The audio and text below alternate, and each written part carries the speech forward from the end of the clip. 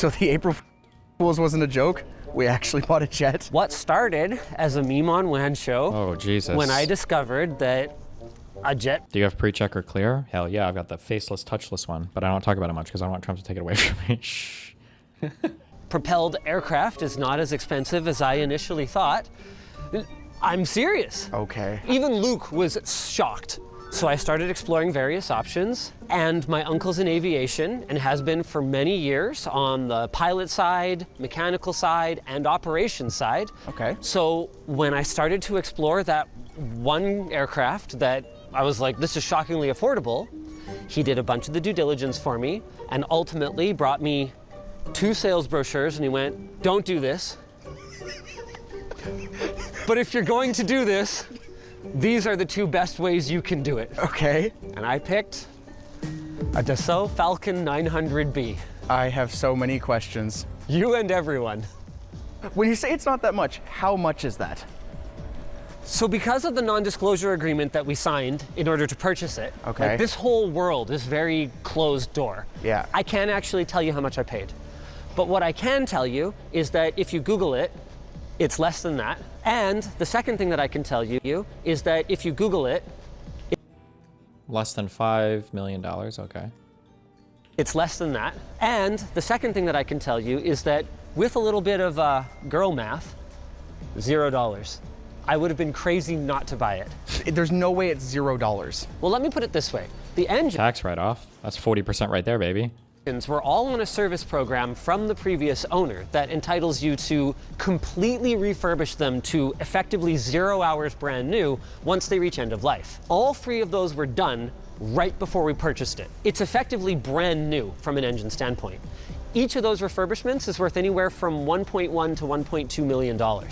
Each? And there's 3 of them? The jet was also... This is so scripted. Each? For all 3 jets? Really? How much did you save? Sorry. to $1.2 million. Each? And there's 3 of them?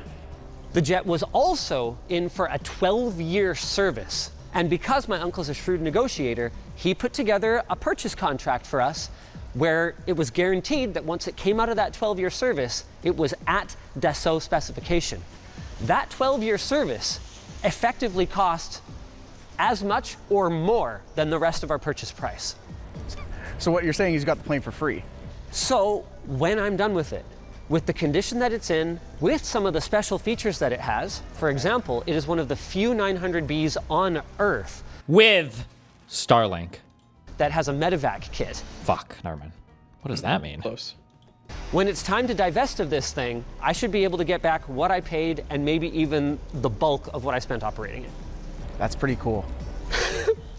See, you didn't know all this. I didn't. And I know that you were very opposed to the jet in the lead up to this. I was very vocal against it. But the way that the math works, it's a little bit of cash flow tied up, but we're not actually spending any money, which is $3 million, cool. a little bit, by Do you the want way. to see it? I want to see the whole thing. Well, you're gonna have to wait for the segue to our sponsor. Delta Hub. Wait, real quick. Craft and craft weapon, are these basically the same thing, but this just costs mana? Delta Hub's Carpio 2.0 wrist rests glide smoothly across your desk and help reduce strain during long shifts or gaming sessions. And they come in an LTT colorway. Grab yours at the link down below. Yes! You can use them on the same turn. Oh, gotcha. Give me the quick specs. How far can I go and how fast can it go? It's a 1990, so it doesn't have the same kind of range as some of the longer range Falcon 900s that are, you know, newer, okay, but completely out of my price range. Okay. But it'll still do about 4,000 nautical miles. I don't know if anything would be out of his price range. Do you think Linus is definitely, well, no, that's not true. I'm sorry. Let's try. Linus is definitely worth at least $100 million, right? Mm-hmm. If not, probably. If not significantly more, if not 2, 3, 4 times as much. I feel like that his brand and everything is just so fucking huge.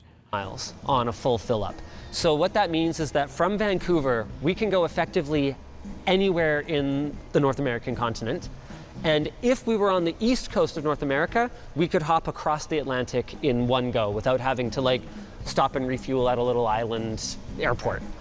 On the subject of little island What is your view of Linus and LTT in general?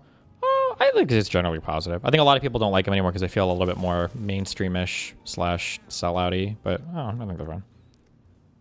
Airports. One of the coolest things about the Falcon is that it's designed to land and take off from relatively small airports. Got it. So you only need a landing strip that is somewhere in the neighborhood of around 4,500 feet long. Okay. In order to land and take off. Of course, that's all subject to weather conditions, atmospheric pressure, wind. Other planes. I've definitely learned a lot, and Okay. it's way more complex than you would even begin to think it is. I already thought it was pretty complex, to be very. I'm like scared to touch this thing. No, you can totally touch it. You can fit so much fuel in here. Did you know that's where the fuel is stored in an aircraft? It's in the wings? Yeah. That's Cool, right? crazy. I guess I don't know where else it would be. That makes sense. People are How in do you there. calculate his wealth like that? Is there a shortcut? No, but like his channels all together, they had like 5 huge channels and they were getting like billions of views. And this guy's gonna be fucking loaded. So it wouldn't be.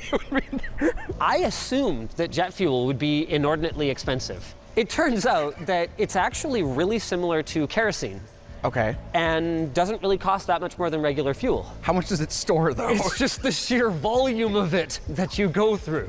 Okay. With that said, I'm starting a family vlog. That'll be coming soon. And the first episode is going to be a trip to Cabo where I treated mine and Yvonne's families. When we factor in that the fuel coming back from Mexico was half as much as we paid to go down, Oh, whoa. it actually cost less than buying like a first class ticket for everyone, which was kind of mind blowing to me. I mean, first class. Like, Sure. Like, let's bring it down to earth here. Yes, or not, but Okay. but it wasn't much more than even business class for everyone. Got it. Which blew my mind. So the big savings are going to be when we're maybe doing a big company trip. I mean, can I show you around? Today's yours. Let's do it. Yeah. Where we? What is this hole? Do you want to walk on the wing of a plane? Can we both be up here? Like how much weight to, yeah? Okay. Okay, we can both come up here. Okay. Okay, this. This feels so wrong. I don't like this at all. Oh my gosh. You like it a little. Yeah, it feels kind of crazy. First of all, walking on this with socks seems really scary. It seems kind of crazy to make this given the moment we're in politically and everything. Like, I feel like I could see like the whole fucking audience rebelling. This is like our capitalist There's overlord. a huge subreddit drama thread over Yeah, it. that wouldn't surprise me at all. That's a little wild. But you know what? Props to him for it. Fucking based. It's not as slippery as I would have thought. I guess we would come up here for fueling. I never really thought about where the gas tank, is on a jet, but if the fuel is in the wing, obviously the fuel port would be on the wing. Does that mean there's another one on the other side? I would assume so, You have to film both separately. And both the same, so that the plane will be balanced. In fact, on one of our recent flights, Luke was talking to the pilots while they were flying, and they were explaining to him that because in the grand scheme of things, the plane is so light in order to optimize its ability to carry passengers and cargo, even small differences in weight. Have you ever flown in a PJ/charter? No.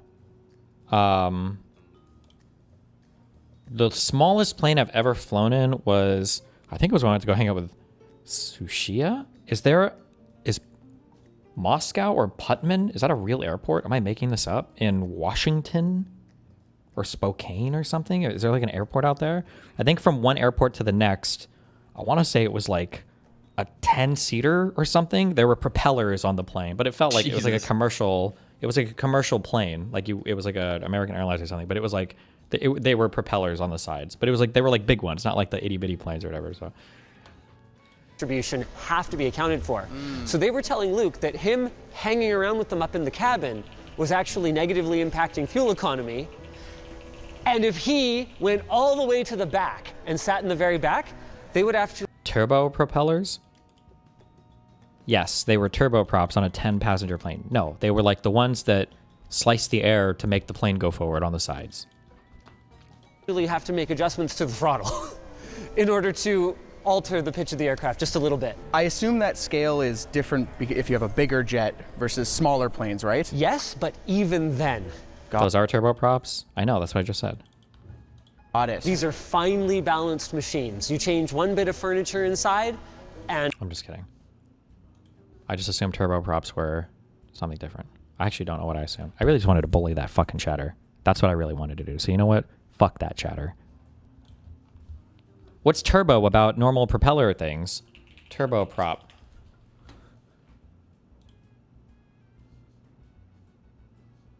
Oh yeah, it is these. What's turboed about them? Brother, you don't know? Well, no, I don't think it was these. It was just like, what's the difference between this and a normal propeller? Commercial propeller airplane. It was like this kind of a thing. No, wait, maybe this one? I don't know what model it was going to be, but it looked like this, I think, kind of like this, but a little smaller. Whatever these are.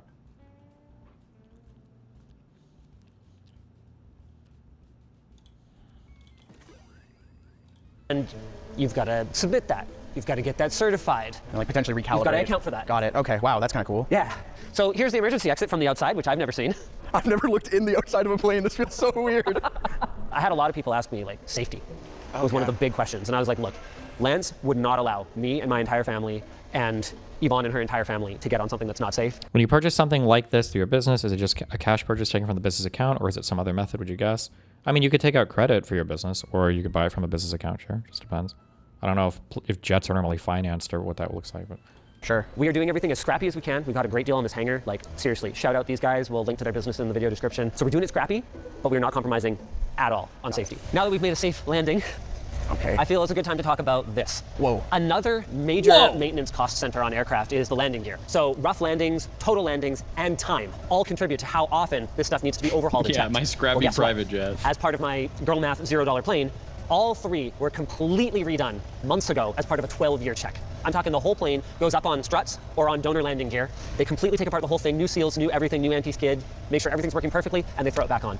So, once again, when we go to divest of this asset, it's a business term for flip this, someone is basically buying a turnkey. Spokane is pronounced Spokane, not Spokane, by the way. Good for you. That's not true. Ready. Wait, really? I've always heard it called Spokane. That guy's Really? probably just an idiot. Ooh.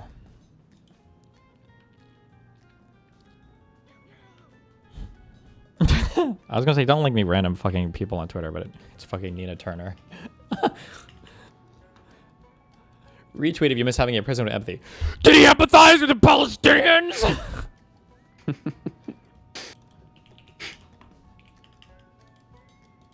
Jesus. Need to go 900. Ever look up inside of the landing gear? No, believe it or not, I've never had the opportunity to do that.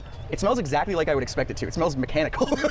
It's also like less complicated and as complicated as I expect. Hey, want to see the first thing that I broke on it? Yeah. The good news is it wasn't this. That'd be It was like the second night after it arrived, and we hadn't shown the kids or any of my family members yet. So Okay, wait. I wish you would talk through some of the logistics of this. It was the second day after it arrived. We hadn't shown the kids yet. How do they drop off a jet and nobody noticed? Does he just have a jet-sized garage outside? Or is this like at an airfield nearby and they don't It's know? at an Like, airfield. it's just like so the jet came. I was like, oh, do you want to come see it? And they were like, heck yeah. And as part of just kind of poking around at it, I was like, okay, I don't know, do you want to check out the baggage compartment? Except there was only one small problem. The plane wasn't powered. So after I opened this, which it turns out to close needs like a powered winch, there was no way. Oh, if you ever want to trigger the fuck out of your Uber drivers, every time they have like a newish, nice-looking car, always open and close the trunks manually because they always have like buttons that it's supposed to be powered. Oh yeah, they hate that one. They hate that one. To close it. And in the baggage compartment was all the documents and paperwork for the plane. Now, that might not sound like that big of a deal. Let me put it this way. Okay. It's about a pallet of banker's boxes, this high. And the way my uncle explained it to me is, see that pallet? That's half the value of the plane. You don't have that, there's no history for this bird. Oh. Nobody's gonna want to touch it with a 10-foot pole. Because if they can't see all the service history or any of the maintenance, any of that stuff. So they were all in here. So you leaving this wanna open in a troll shared Linus, hangar, steal his not really an option. documents? Still is what? I said if you want to troll him, steal his Air Force or his airplane documents. Oh, true. Had to call my uncle who was doing flight training for this plane. So you can have all the experience in the world. You still have to get certified for weeks on an individual airframe. Okay. He's in the middle class. I'm like, hey, so the thing's open. He goes, oh my God, how could you? Okay, so here's what Wait. I hold on. I didn't understand this. Hold on. who was doing flight training for this plane. So you can have all the experience in the world. You still have to get certified for weeks on an individual airframe. Okay. He's in the middle class. I'm like, hey, so the thing's open. He goes, oh my God, how could you? Okay, so here's what you have to do. We had to hook up like the What is he when he's saying he's in the middle class? Does he mean like class of airplane, or is he saying like his uncle doesn't have enough time to train to fly his private jet because he's a middle class person? Oh, he's in the middle of class. Oh, okay, never mind. Okay, I gotcha. That's what it was. Okay. I'm like, hey, so the thing's open. He goes, oh my God, how could you? Okay, so here's what you have to do. We had to hook up like the emergency power battery or something like that in the butt of the plane. It was a whole ordeal. Anyway, the point is, want to go in the cargo hold? That's not the first time a millionaire's asked someone that. Sorry, I should include that joke. That's a billionaire thing. Okay, that doesn't make it in. Go to floatplane.com. Subscribe for the extras. Oh. I mean, you can go on it, right? Yeah, you're good. Maximum weight, 220 pounds. Go ahead, say I'll go on it. Yeah, you go in. Maximum weight, 220 pounds. Subscribe for the extras. Oh. I mean, you can go on it, right? Yeah, you're good. Maximum weight, 220 pounds. Go ahead, say I'll go on it. Yeah, you go in. Ow. This wide-angle lens makes it look a lot bigger than it is. I can't even stand in here, and I can touch both ends with my arms. So it's about a 3 foot by 3 foot by 3 foot. Yeah, thank you for that. So how do we close this thing now? Okay. Does it not just have like a fob, like a car? Oh, baggage door closing. Damn. Dan wishes. When we were there that night and I had to close it, it made an awful noise. Okay. And I was probably pretty sure I broke it. Hey Lance, when I opened it when you were in training, did I damage it? No. That's not true. Okay, so I didn't. So do you know the nickname for the plane? No. It's the Millennial Falcon. Did we actually tell God. people what the name of the jet was though? That isn't- No, the public one of like. Oh, you mean the company? Yeah, are we allowed to disclose that? Okay, it's called Influence Air. No, it's pronounced Influence Air. Now I know what you're probably thinking. Hey kid, she looks nice from the outside, but what you got under the hood of that thing? Is she a Hemi? No, she's not. Whoa! Hold on, I'm gonna try and do it. It's stuck. Lance, help me. How can you make something so simple, so complicated? Okay. Dude, I would be so scared. Can you imagine if he dies in like a fucking plane crash? It's just gonna be like never-ending memes. It's gonna be like Charlie Kirk tier 100%. memes from this video. Whoa! What the hell am I looking at? Okay, so this is our weather radar, but this is our navigation computer, all of our communications. What you're hearing is a cooling fan. Okay. In 1990, the rudimentary compute that was in here was a pretty big deal. And while you can retrofit this with more modern computer systems, it's one of those things like bedazzling your jacket. You're never gonna get your investment back on it. Got it, okay. Can we swap those fans out for noctual ones though? No. Uh-huh. All right. And oh. Go away. Just gotta be careful because it's an old fucking jet. That looks nice. Welcome, sir, to Influence. I'd take that jet. Listen. I would not. Oh, yeah. Think about the Jake, fucking huh? maintenance you gotta pay. True, the maintenance. Air. Thank you. Oh, wow. Dude, this is dumb in the best way possible. Right? So, are you ready for a bomb? Well, not in a plane. You can't say that. A truth bomb. Oh. Would you like to know who the original owner of this plane is, who is responsible for the gold-plated ashtrays and gold-plated sinks? Uh-oh. Hold on, I'll let you see it first. The Trump? No way. Okay. No way. No way, so- right? Oh my goodness. 24 karat on that, baby. Is it actually? Yeah, plated. Oh, I thought you were okay, I thought you were joking. No. Is this like Trump's plane? This plane has had a few owners, but originally it was owned by the government of the United Arab Emirates, allegedly. So this is what I've heard. Okay. May or may not be true, but that is my understanding of the origin of this aircraft. So they asked for some special modifications to be made as part of its production. Like gold sinks. Like a gold sink. Okay, so that's that. Do you want to sit in the cockpit? I was waiting to ask, I just didn't want to interrupt. I'm going into the cockpit. Holy cow. I'm a pilot. Well, not really. I shouldn't claim that. Is that Yeah, like- definitely not really. So above you is a bunch of fuses and stuff, and also a panel that has caused what was probably the most expensive issue that we've had so far with this plane. Okay. See, one of these screws was a little bit too tight and was shorting out. Oh. So that caused the illumination behind all these gauges to go out.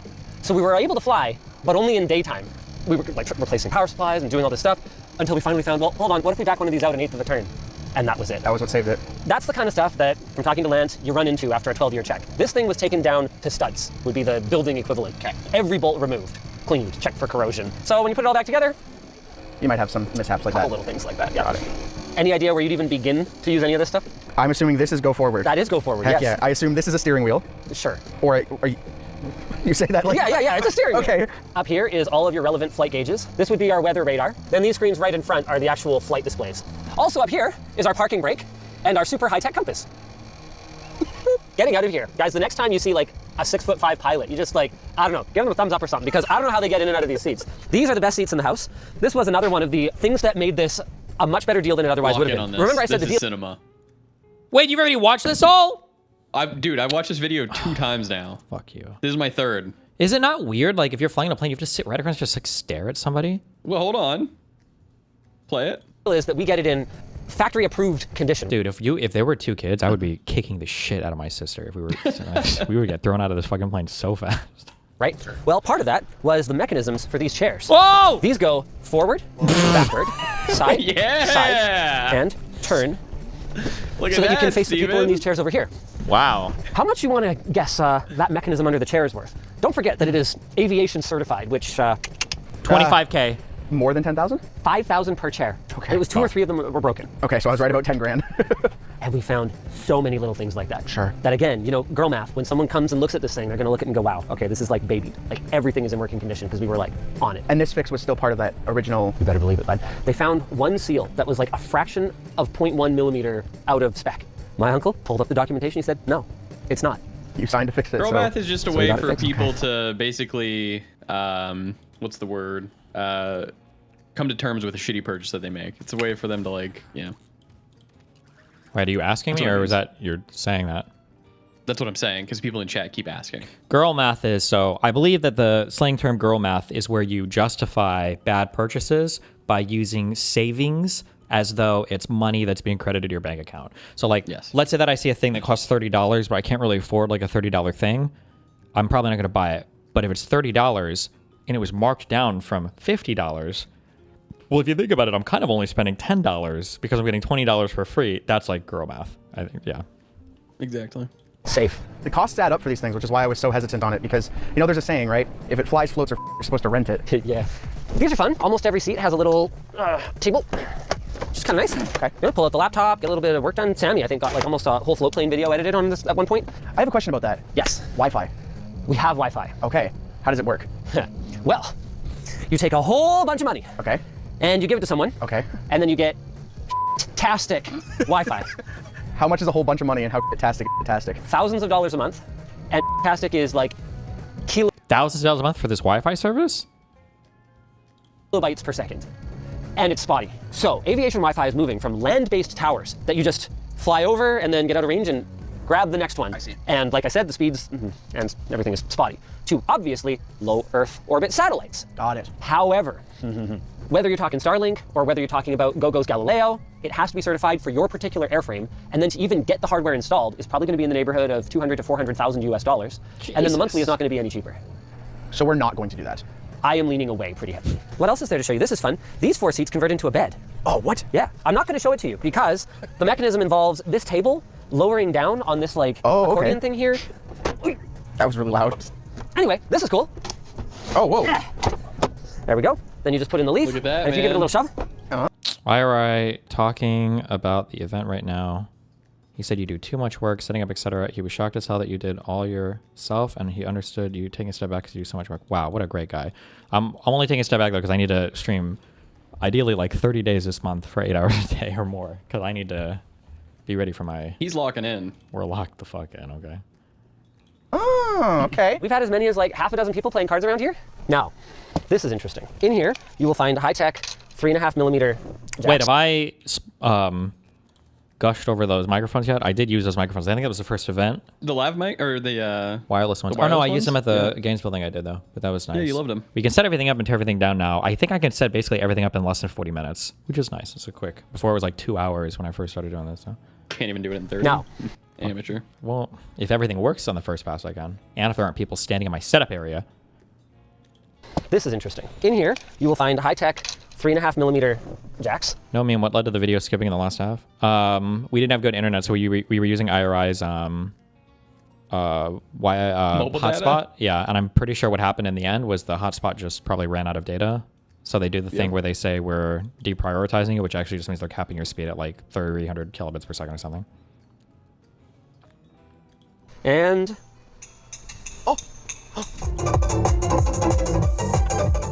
Now, in practice, in flight, Ah, he's right there's a there. lot of Fuck. like background noise.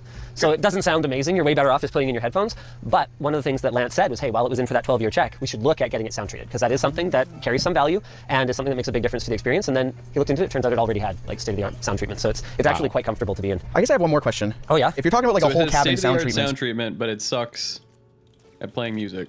Problem? State-of-the-art sound treatment probably means it isolates from noise outside the cabin. Outside, yeah. Yeah. Wouldn't it be cheaper to get a good hotspot sub than Starlink for your internet? I think Starlink is just better. I don't like hotspotting or relying on that shit. And I don't want to work with like fucking bonded modems and all that bullshit and having to pay for 2 things or 3 or 4 modems or SIM cards a month. I think getting Starlink would just be best. But again, I'm not doing any events this month, so we'll see. can we wrap the plane? No. Sorry, I knew the answer. It was just like the #1 Reddit comment when people found the jet. I'd love to. It'd be so cool. You'd be adding so much weight Got it. in vinyl that it would affect the fuel economy. And also the heating and cooling cycles, the expansion and contraction of the airframe. It's not worth it. Naturally, this is the best place to have a meeting if you were to do it here. They have a meeting It's room. magnetic. Oh, Look at that. So this is probably the most comfortable place to sleep. You got the privacy curtain and you've got the ability to boop. There. Okay. How do So, rich if you were people have gonna- such shitty fucking taste? Who thought it was a good idea to gold this fucking bitch out? I don't know. Some people just like it. It's like a show of wealth. But what are you going to do? After everything, what are your top takeaways for on-location events? What do you mean? I mean, but they're okay. I mean, there's a lot to like setting them up to make sure everything works well. But I mean, I enjoy setting them up. I like all the techie side of everything too. It's fun. It was a fun set of problems to explore and work on. Have a nice little sleep. This would be the place to do it. And then I think there's some kind of like, there's like a thing in here. Yeah. That you can pull out. Oh, whoa. And I think this like can go in the middle. And then you can have a little mattress thing or something. You can turn this whole thing Like a into whole like bed? a giant bed. Oh, wow. I don't know. I don't care about that. Okay. I don't need to have an orgy in the back of the plane. That's for the front of the plane. That's for the ones with a B, not an M. Okay, this is something I actually want to fix. So see how there's a little kind of crack at the top? Yeah. That's for He's good not reason. like them, because guys. if you What? Oh, true. He's not like them. I do like that they're having to shift to this. Hassan was doing this a lot too, where it's like, guys, the enemies are not the, They're the millionaires. billionaires. They're the billionaires, okay? Yeah. Yep. were to open this, it would wing here. So this piece has to slide up and down, depending on whether it's open. It doesn't open all the way. And I feel like that's the kind of thing. Wait, for this what? crack at the top with a B, not an M.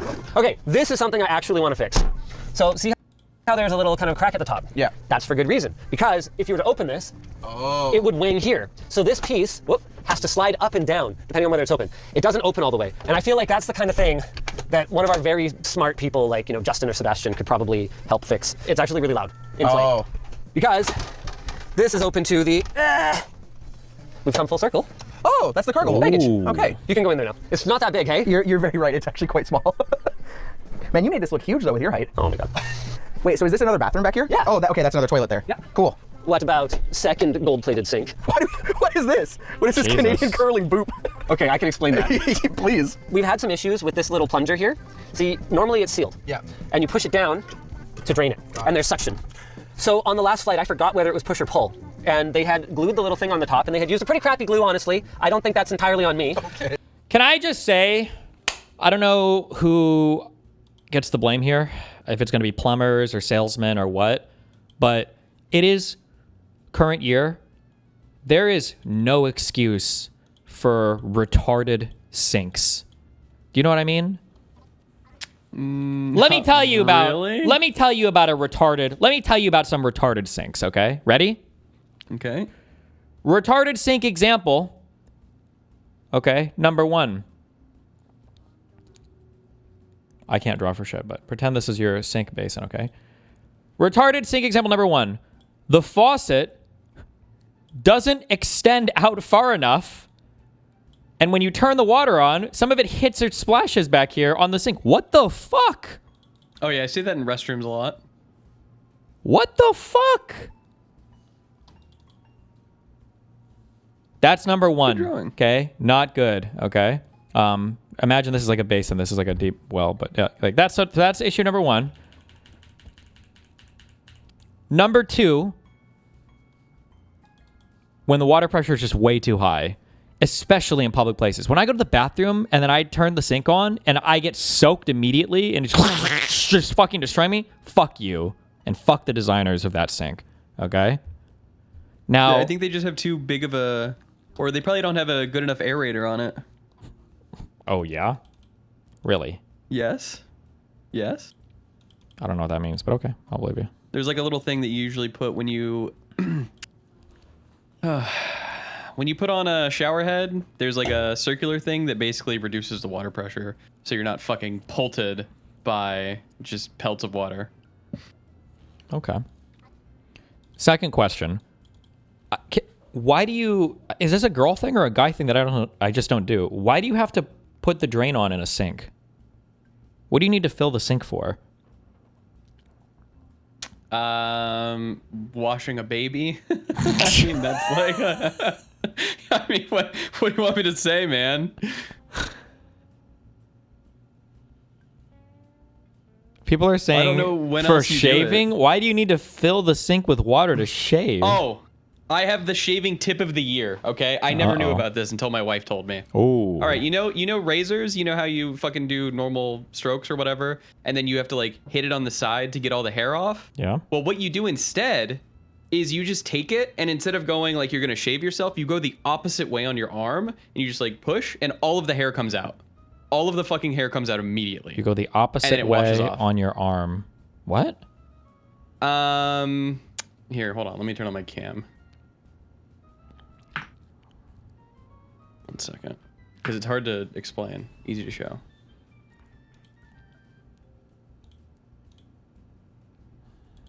I'm not showing this on stream. It's too hard, so I'll get fucked, That's guys. fine, fuck 'em. Good. I'll show you what he shows me, guys. 1 second, I have to start 3 things to show cam.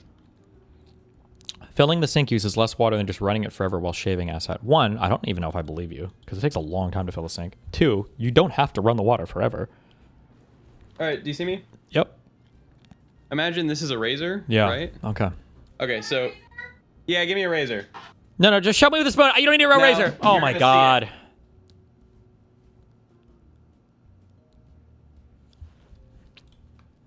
No one knows this. Everyone knows this. Alright. So instead of shaving like this, you shave like this, okay? And then when you go to the water, you like have to smack it to get all the shit off. No, all you do is you just go like this. And all of that shit is gonna come off, and then the razor will be clean. It's actually cinema. Life-changing even. Oh. Okay. Try it next time. Okay. Show him. This was the most retarded thing I've ever seen in my life. Muda's saying, I mean, I guess it works, but who cares? This is really changing your life that much. Muda's saying It that just like makes it so much easier. after you shave, rather than hitting the shave head, you could just take the razor and then like go backwards on your arm to get the hair to come out of the razor, I guess. But this is not like a huge problem that I've dealt with in my life that I have to solve. Shrimple ass. Okay. Final thing. I don't know if there's a reason why these are bad. I don't care. I like them, and everybody that disagrees with me is wrong. I think that the goated sink faucets are the ones that are, if you're looking at it from the top, the water comes up here, and it's got like a channel for the water to flow through, and it just whoosh, comes down here and then flows out. These are the goated ones. I like fuck these. are you I don't know They're what the goated. fuck you're They're talking goated. about. These are goated. They don't splash I don't- everywhere. that They drawing usually is go. not good. They usually go far enough over the sink. My drawing is not good. Yeah, what are you talking about, man? Hold on. Fuck you. I'm gonna do this perfectly now. Okay. Closing my eyes. Okay. This is the faucet. Okay. Where the water comes up. All right. Okay.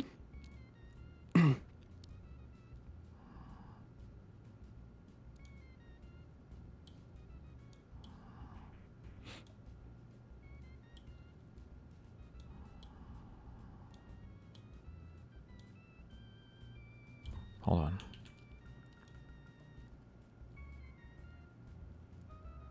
What the Oh, I think I know what you're talking about. Hold on. I'm trying so hard. It's the hardest I've ever tried in my life to draw something. 1 second.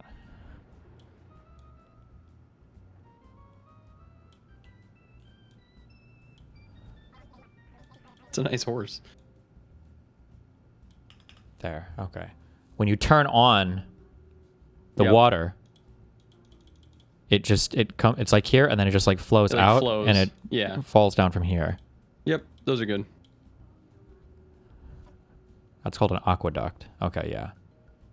They had those in Greece. That's sick.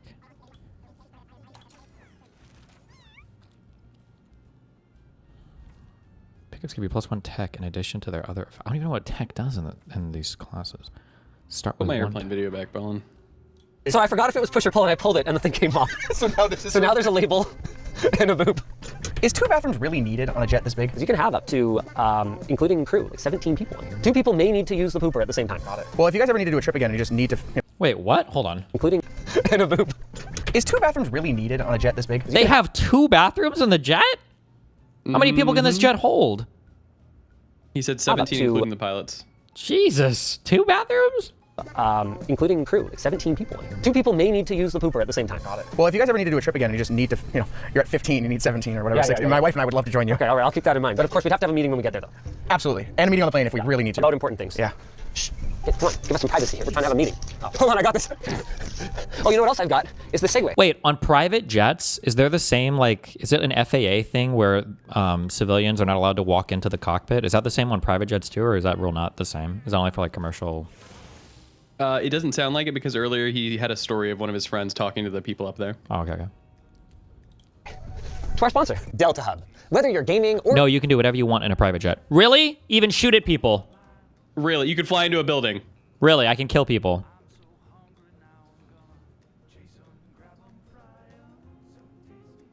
It would be cool if the waste went back and forth and you had to poop more to keep the water down in the other bathroom. like multiplayer Tetris? Okay. working. Sitting at your computer desk for a long period of time can leave you aching in all sorts of ways. A Delta Hub Carpio 2.0 can be used every day to help support your wrists while you're working. You want one of What these? if you aren't just punching numbers into spreadsheets? What if you're playing competitive first-person shooters or action RPGs? Well, Delta Hub's Carpio G 2.0 comes with a wrist strap, so you never lose track of your wrist rest, even during faster-paced gameplay. It also sports a perforated design to help prevent sweat buildup. Both versions have that signature glide feeling that Carpio is known for. And if you have larger hands, they also come in a larger size. But no matter which model or size you go with, they're going to be small, lightweight, and easy to pack around for working on the go or a late-night LAN with friends. Learn more about both versions and find the right Delta Hub Carpio for you using the link in the video description. If you guys enjoyed this video, why not go check out April Fools? We're running a huge promotion on the store right now. These are probably all sold out by the time you watch this, but we've got these cool little LTT coin... Medallions, challenge coins. Challenge coins, that's the word I was looking for. And it's a fun video. I fly. This is one of the most powerful. Shut up! I fly for a private jet company. We just keep the door open, but taxi, takeoff, and landing, you still have to have a seatbelt on. So the April Fools wasn't a joke. I love videos like this, showcasing budget products we can actually afford. This was the most husband trying to rationalize his expensive purchase to his wife conversation I've ever seen between two straight men. Elijah in 2 years. You start wondering after working on your boss's third gaming jet if you're ever going to be able to buy a gaming jet. Linus has officially entered the what does a banana cost $10 phase of wealth. LTT traded in half their RAM to purchase this jet. I heard that RAM prices and everything are starting to crash. Is that true? No clue. I think I heard that they crashed because OpenAI was supposed to buy a bunch, but then they backed out. I don't know if that's even true either.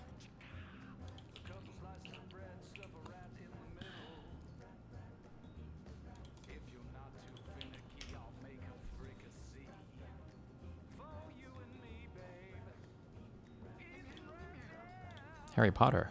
Harry Potter! President They Trump say cancels all press you are the conferences boy after who- convening national security team over missing F-15 pilot. Uh-oh.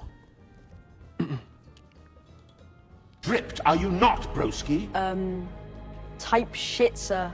Type shit. Type shit. Type shit, indeed. I heard he doesn't have parents. What a loser. Well, for your sakes, I hope the three of you are ready, as today is house sorting day. Snape will explain further. He's just moved here from Atlanta. There are 4 main houses. Houses like Griffin Drippin' We own this bitch, you hear? and Drippin' Pup. Morning Myrtle be morning tonight. Where's the sorting hat? Dobby is on his way with it. That ass perfect, baby. I love the way you get it over the turkey, baby. Is that Harry? Okay.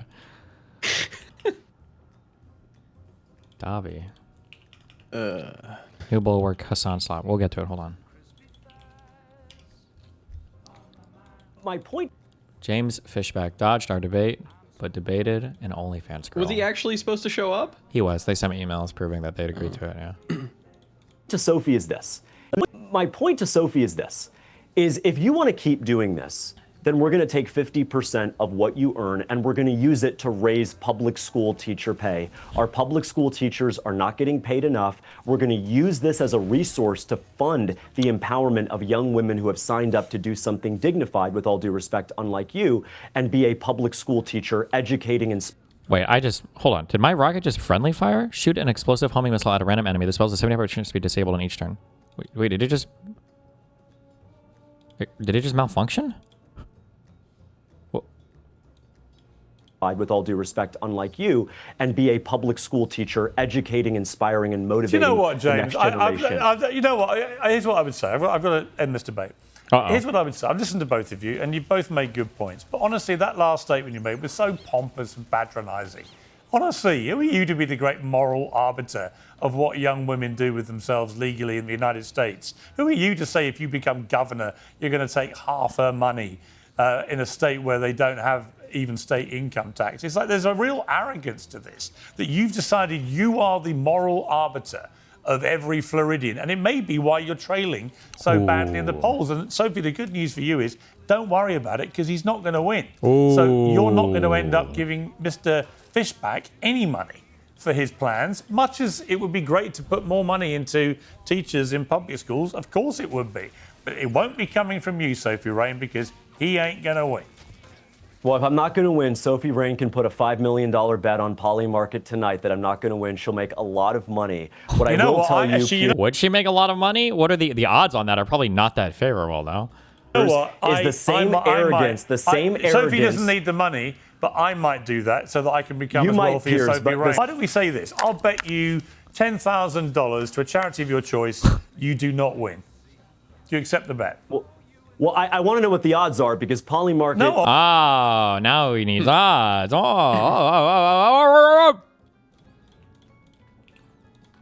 What is Polymarket at for? It is at... Fishback is at 2%. 9% right now. Oh, no odds, just me and you. 10 to 1. Mano to mano. At what odds? I get 10,000, you get 10,000. That's a 50-50 bet, against Piers. Mr. Perfect. Let's have a little 10 grand bet to charity on camera. Sure. On camera. Sure. I say you're going to lose. If you are this confident you're going to win, take the bet. I'll take the bet if you give me $100,000. That's the 10 to 1. Wait, hold on. This is kind of tricky, but kind of dumb as well. Fishback is saying that he wants odds to make this a fair bet. Now, if they were just having an impartial bet on a thing externally, that's fair. However, the whole point of betting him was to challenge his conviction on whether or not he'll win. If he's asking for odds, then the entire point of the bet goes away. Does that make sense? Like, there's no reason... Well, yeah, because he's not confident in him winning. Yeah, he's saying, okay, well, just give me the market odds. Market odds say you're going to lose. So you're essentially agreeing with the point. Oh, so you are, a 10 to 1, so a 1 to 10 dog on this election, right? There's no point that... yeah. One on Polymarket right now. If I win, you give me $100,000. No, I'm not giving you odds. If you're not confident you can win, oh yeah, Piers understands it. Yeah, understand it. The odds are on Polymarket. So you right accept now, the Polymarket's Piers. right. You're going to. Oh yeah, Piers gets that exactly. I'm surprised Piers got that. Yeah, I understand that 100%. Yeah. You can win. I understand it. The odds are on Polymarket. So you right accept now, the Polymarket's Piers. right. You're going to get shellacked. You accept it. Piers, I look forward to everyone, including Sophie, voting on Election Day, August 18th. James, I'll give you one last chance. If you genuinely think you're going to win, $10,000 to charity of both our choices. The winner chooses which charity. Do you accept my bet? I say you're going to lose. You say you're going to win. Limits on what charity, Piers, because I don't want you giving money to abortion clinics, Piers, or to It would be Mr. the Sud's Intrepid daycare. Fallen Heroes Fund. I Is that want good the enough for money you? to be specifically given to a pro-life charity. It would go to. You can give it to any charity you want. I'll give mine when I win to the Intrepid Fallen Heroes Fund, which is the charity I supported when I won Celebrity Apprentice in America. So just to be clear, are you accepting my bet? I think it's a fair bet, Piers. Great. 1 to 1 or 10 to 1 to charity. When you lose, I'll come and get you back on the show, and we'll have. There's no way this scumfuck Have you pays. donating that to my charity? He also didn't That'd be agree. great. Yeah, I can't tell. He just said, I think that's a fair bet. He didn't say, I agree. I've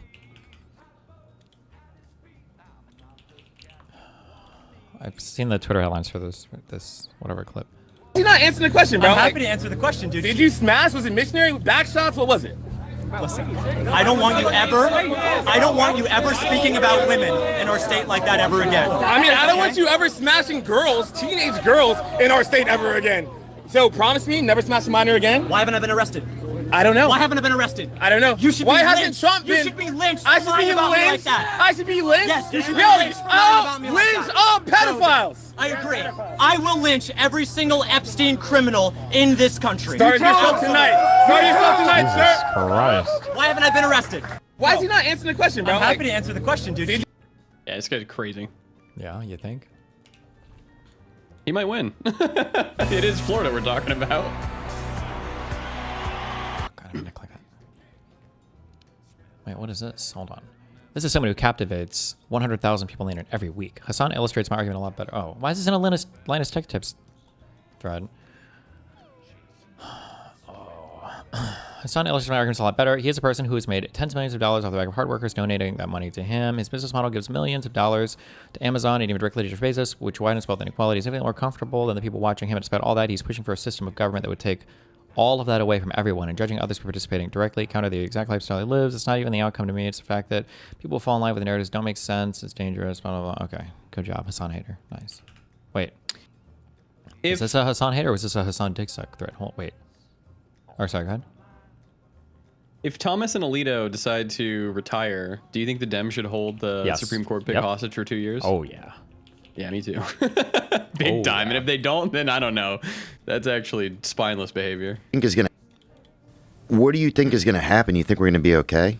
I hope so. Of course. I don't know. Do you think about it? I'm confused. I can't believe we went to this war. When we started bombing Iran, I was like, this can't be true. And what about Lebanon now? I know. Israel's invaded Lebanon. That's crazy. No way, really? Yeah. And it's like, just fucking stop. Like, what do you need? Well, they're trying to, supposedly, they're trying to stop the terrorists. Yeah, that's crazy, though, if you're the fucking terrorist. You know what I'm saying? Like, if you want to stop them, fucking stand in front of the fucking mirror and start there. What do you think is going to happen? You think we're going to be okay? I hope so. Of course. I don't know. Do you think about it? That's crazy. Who would have ever thought Donald Trump would have done that, you know?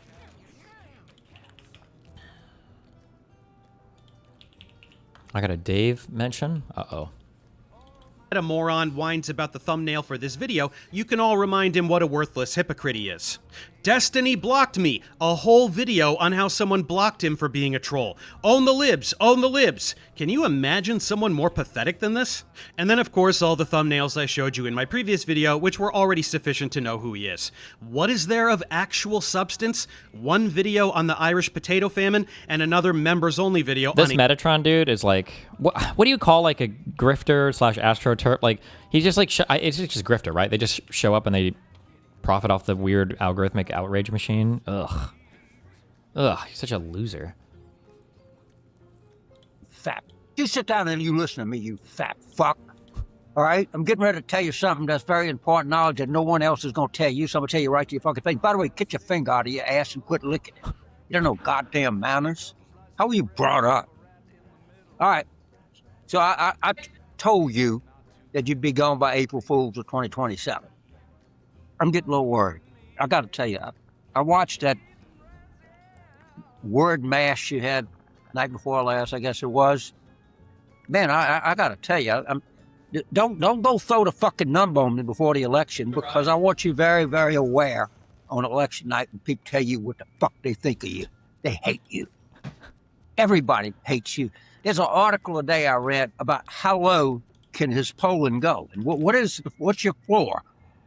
Some people say it's 33. Well, now it's 35. So if that's true, but you might go through the floor, because all you're gonna have left is hardcore MAGA. And frankly, you got 49. You're down to 33. We're glad to have all the people that are now admitting that was a huge mistake. You watch these videos of people saying, "Geez, I can't believe I voted for that guy." Well, you did, but welcome back. The other 30, just shit, go. You're more trouble than you're worth. You have to go to your fat ass rallies and whatever you do. But I want to say this right now, man. Don't croak on me. All right? Don't do that, because I want you alive when all of this shit happens to you.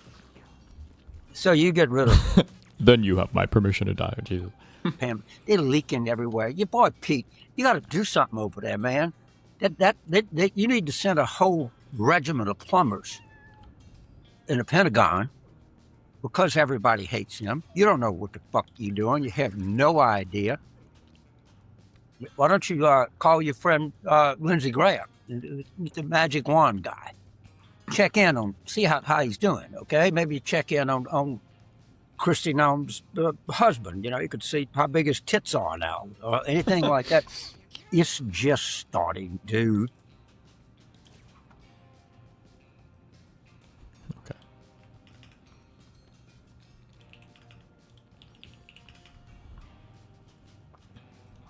All right, more Hassan slap. Hey everybody, it's Tim Miller from the Bulwark. Even Tim and Sarah disagree on Hassan Piker. Oh boy. Uh-oh, is she on our side? I don't know. Let me use the rest for 1 second. Really? We're here with our publisher, Sarah Longwell. She has a book coming out. I don't know if you heard about that. I wanted to talk about an article that our colleague Lauren Egan wrote with, behind her back a little bit. So you guys can alert her to it if you want. It's called How Big is the Democrats' Big Tent? And it's centered around this question of the streamer Hassan Piker, who is on the far left. Is he even a Democrat? I think is the question. He's one of DSA. He has a lot of critiques of the Democratic Party that come from the left part of the coalition. His critiques of the party are particularly acute when it comes to Israel and their actions in Gaza and our broader military involvement around the world. And the question is, there were some Democrats who are saying that Democratic strategists and commentators were saying that the party shouldn't associate with Piker because he has some extreme views. We can debate the extent of this, but he said some things that are either anti-Semitic or anti-Semitic curious or adjacent, and the questions are whether people should deal with him. So I think that I went long on this topic on the stream last night. For you to be like, now we as the centrist establishment serious types want to exile a far leftist from here because he has some impure thoughts about Israel. It's like, all you're doing is making him more powerful. All you're doing is making people think you're a bigger idiot to pick right now to have this fight. And it is truly, it's like madness. Like the entire country is moving the other direction. We can just be honest. It's moving Hassan's direction on the question of Israel. And you're like, I really, I hope Tim doesn't get pushed more into this position. I don't like the framing of this as like just pro or anti-Israel. Like, you can be insanely anti-Israel. You can be the most anti-Israel motherfucker on the planet without being insanely anti-Semitic and without hating America. Like, you can do this. It's not even a hard needle to thread. Like, we're going to pick a fight with him on that? Right now? I don't get it. We did this already 5 years ago where a bunch of liberals were like, you can't go on Joe Rogan. He had some bad opinions. This comparison is just so like, we can't do this shit again. Yeah. So people can go if they want to hear my full sermon. I did, I think, 20 minutes on this topic last night because it's complicated. And I just want to kind of break this down. Sarah saw all of that, some of that? Some of it? I saw the whole thing. I watched the whole thing. Okay, Sarah watched the whole thing. Wow, JVL's going to be jealous. Sarah watched the whole thing, my whole long sermon. And so I just want to set this out. I just going to want to break it down. There are a bunch of sub-elements to this, right? Like, which is, do I agree with Hassan Piker's politics? Like, I do not. And I went through some of those disagreements. Should people go on Hassan Piker's show? I think yes. We can talk about that. Should Democrats campaign with him? Like, there are differing views on that.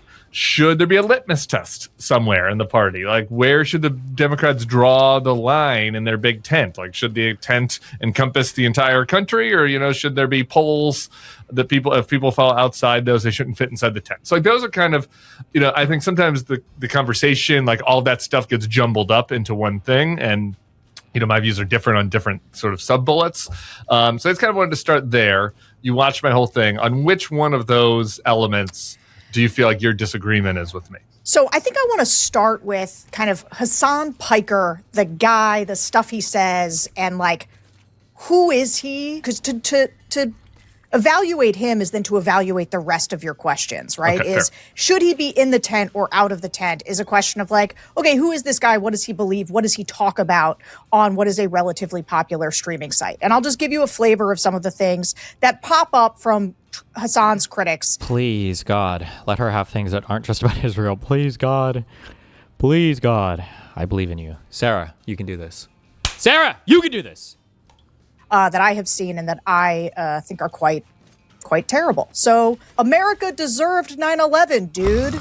On China, he says, we hyper-focus on the social repression or the civil liberties, or not even civil liberties necessarily, but free speech and things like that. But in terms of good governance, there's a lot we can learn from the way they perform out there. At least they get results. And he has a lot of very pro-China Oh, no. Never mind. I changed my mind. It's over. Never mind. Hassan will be fully integrated into the... It's over. It's all over. It's all over. There's one that he says was a little bit taken out of context, but he says, doesn't matter if the fucking rapes happened on October 7th. That doesn't change the dynamic for me even this much. So that's the other part of this problem that many people can't contend with. Like the Palestinian resistance is not perfect. They're not like so good. They have magical bullets. I don't know what that means. He says Hamas is 1,000 times better than Israel. On Hezbollah, he said, overall, what's my favorite flag? Hezbollah. Look it up. I'm not even kidding. It's actually a dope flag. It's got an AK on it and a fucking hand holding it up. On Dan Crenshaw losing an eye in Afghanistan. What the fuck is wrong with this dude? I also dislike Dan Crenshaw, but I would not say this. Didn't he go to war and like literally lose his eye because of some mujahideen, a brave fucking soldier, fucked his eye hole with their dick? On Israel being full of inbreds.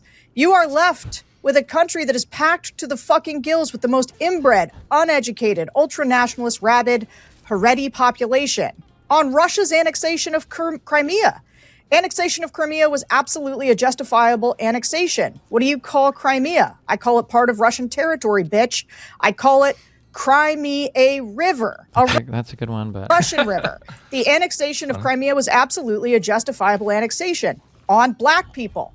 Black people care about the border. I don't give a fuck what black people care about. Black people care about this. Black people care about that. Like, shut the fuck up. That's not how politics work. And then, I don't know if this is I don't know how to, I'm not going to rank these, but this one's a real doozy. Date rape is better if it happens to rich women. Okay, this is a crazy one. Wait, what's this one? If you have these fucking Wait, what? You haven't heard this one? No. When Hassan says, at least if guys are raping girls on these college campuses, at least it's rich girls getting raped?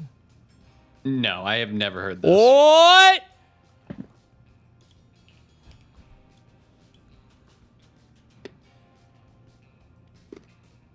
Hold on. Fuck. Does anybody have a link to this clip directly?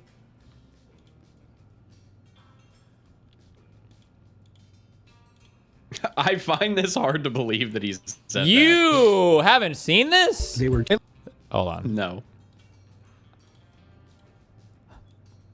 They were. At least Patrick Henry College is like doing one good thing, which is that like if you have these fucking millionaire, billionaire, WASP fail sons, at least taking them out of other colleges so they can only do date rape to other billionaire, millionaire fail daughters is like, in some respects, you know, from a utilitarian perspective, of course, a little bit better. You know what I mean? Like taking these guys and putting them in a pen with one another is ultimately getting them away from the broader society. Teaching, they were little. That's kind of a crazy. That's know. crazy. Jesus that's a crazy Christ. one. millionaire, billionaire, WASP fail sons, at least taking them out of other colleges so they can only do date rape to other billionaire, millionaire failed daughters is in some respects, you know, from a utilitarian perspective, of course, a little bit better. Okay, Piker told off a listener who condemned the massacre on October 7th, a bloodthirsty, violent pig dog suck my dick. Okay, Let her cook. so that's the guy. Okay. That's the guy.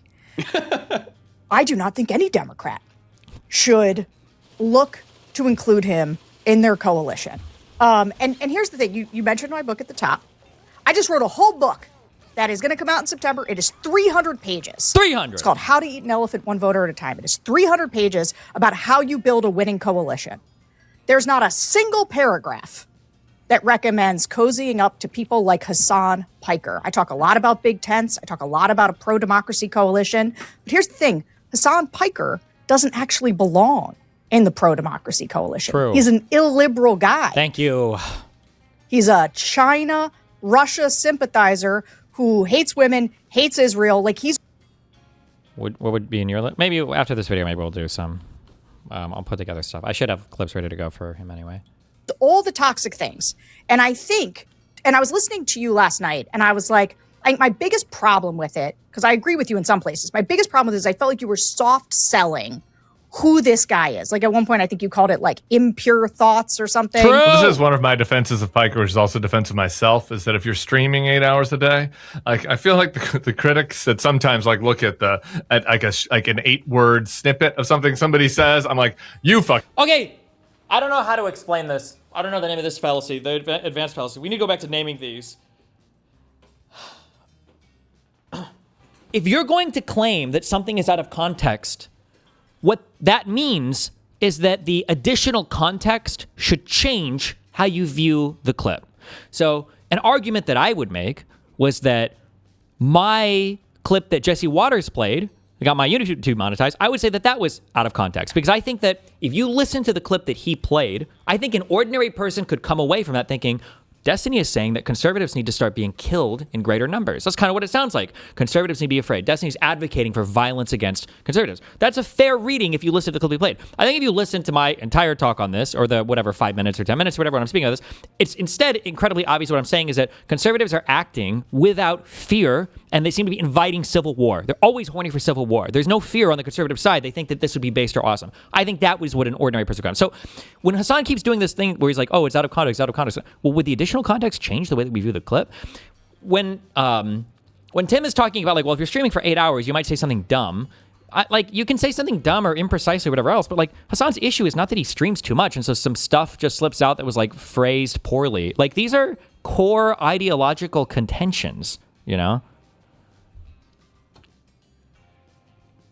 Like look at an 8-word snippet of something somebody says, I'm like, you fucking talk for 8 hours a day. I just talked for 1 hour a day last night, and I rewatched that video and saw impure thoughts, and that's not what. At least I'll be able to speak to this point. Like, okay, well, I'm somebody who streams a lot. Like this, like there are times when people can cut things out of context, but then the onus is on you to explain how are they out of context. It's not just to say, oh, out of context, and then you move on, right? Like, Destiny, here's a clip of you saying like all women should be murdered. Oh, that's out of context. Okay, well, how? Oh, it just was. And then you just move on. It's like, what is the additional context? Would it change the way that I view what you're saying, or what? I was trying to say. I was trying to say that, you just talk for a long time, and yeah, but and you don't you don't accidentally say America deserved 9/11. No. He had some very bad takes in there too. He had he has some really bad. I don't like the America deserved 9/11 fixation because like there are roundabout ways that it's not like as indefensible as people make it out to be. It's like pretty bad. The surface level reading is very bad. If you think about it a little bit, it's pretty bad. If you really get into it, you get into an interesting argument of how liable are civilians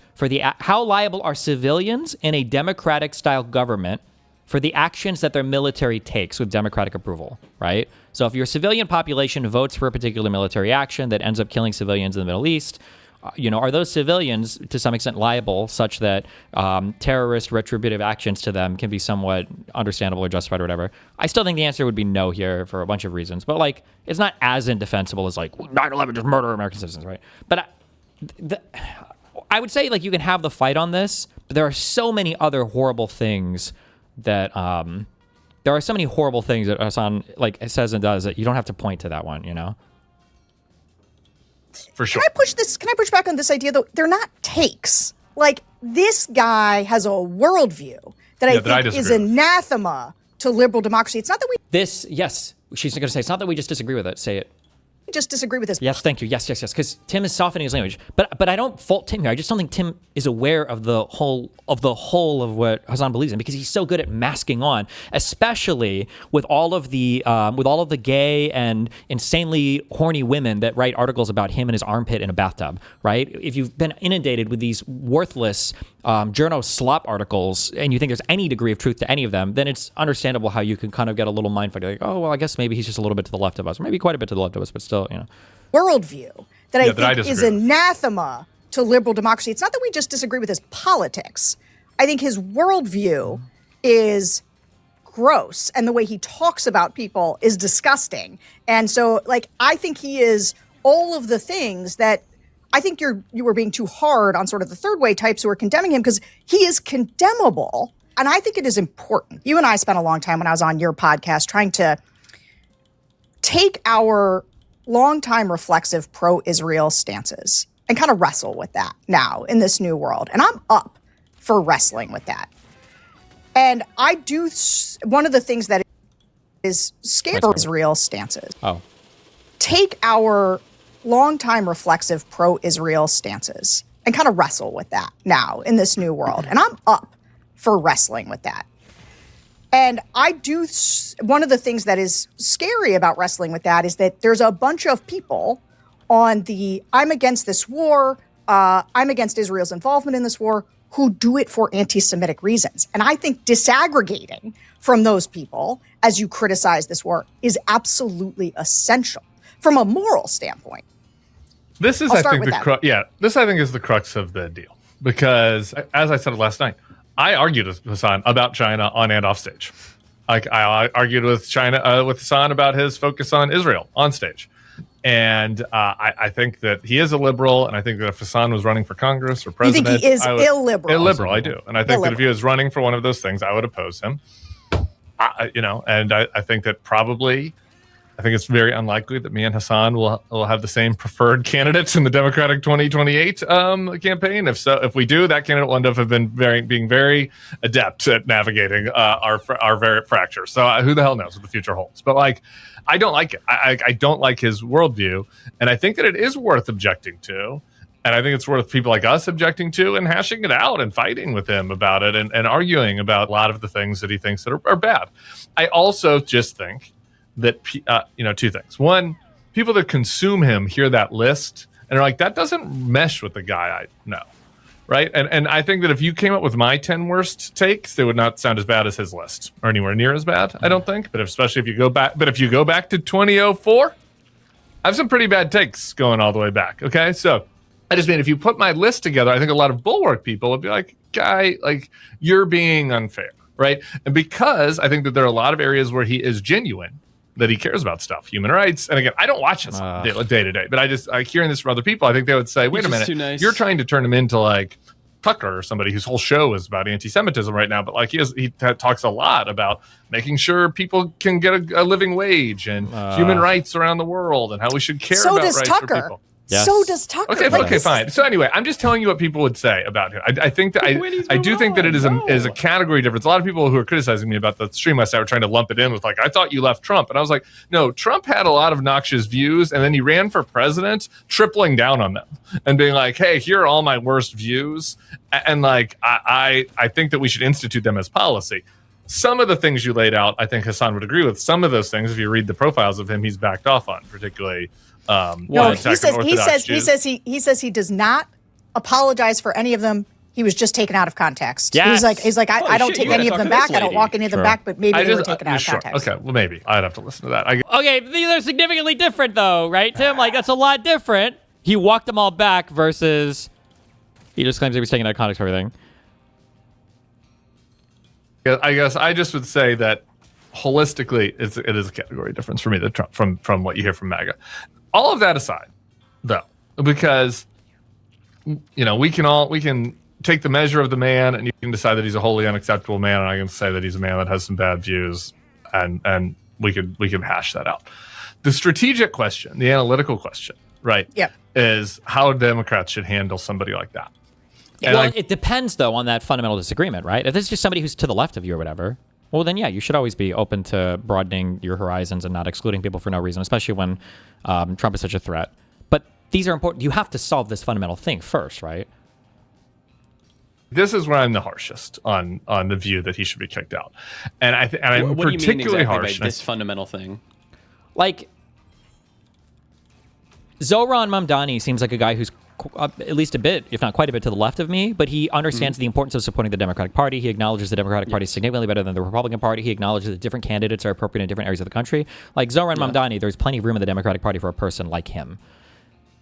But Hassan has a fundamental disagreement about like what the Democratic Party should even stand for. In his mind, the Democrats and the Republicans are close to each other on everything because we need an overthrow of the capitalist system to usher in a new era of socialist, revolutionary, whatever bullshit. Like he's a fundamentally different type of person. So he's like a wolf in sheep's clothing. But you have to He's figure waiting out to like destroy that fundamental difference because Tim Miller, in his mind, Hassan and Zoran Mamdani are close to each other. That's how Tim is viewing it. These are close-ish people. Would he call Zoran illiberal? No, I don't think he would. But he's calling Hassan a liberal. Yeah, but I don't know how much stock he puts in that illiberal thing. Okay. I'm not sure. Because that's just hard for me to understand that he considers them near the same, but he'll call one a liberal and he won't call the other that. Okay. Yeah.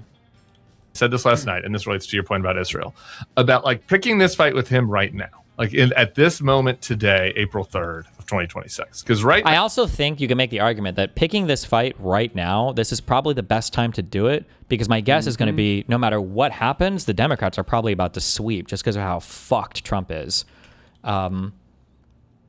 Just because of how completely They're very fucked Trump is. mobilized right now. So this is your time for when new coalitions and stuff could show up in your movement, and you want to be careful about, these things, This is the time to figure out who you want in your party and your tent. Yeah, because there's a lot of space being created. Yeah. Now we are embroiled in a catastrophic war that the Secretary of State said we did because Israel got us into it. So, like, you can call that a conspiracy theory or whatever, but like the Secretary of State said it, and the president has basically said it, though he does word salad a bunch of times. And I just think that any fair analyst could look at it and say, well, obviously, like this war is more in Israel's acute interest than ours. Like that's just a statement of fact, right? So, like, we're in this war with our partner Israel right now on the heels of their behavior in Gaza. However you want to describe that, whether it's genocide or ethnic cleansing or war crimes or just more killing than was necessary, like anywhere on that continuum. Like this comes after that.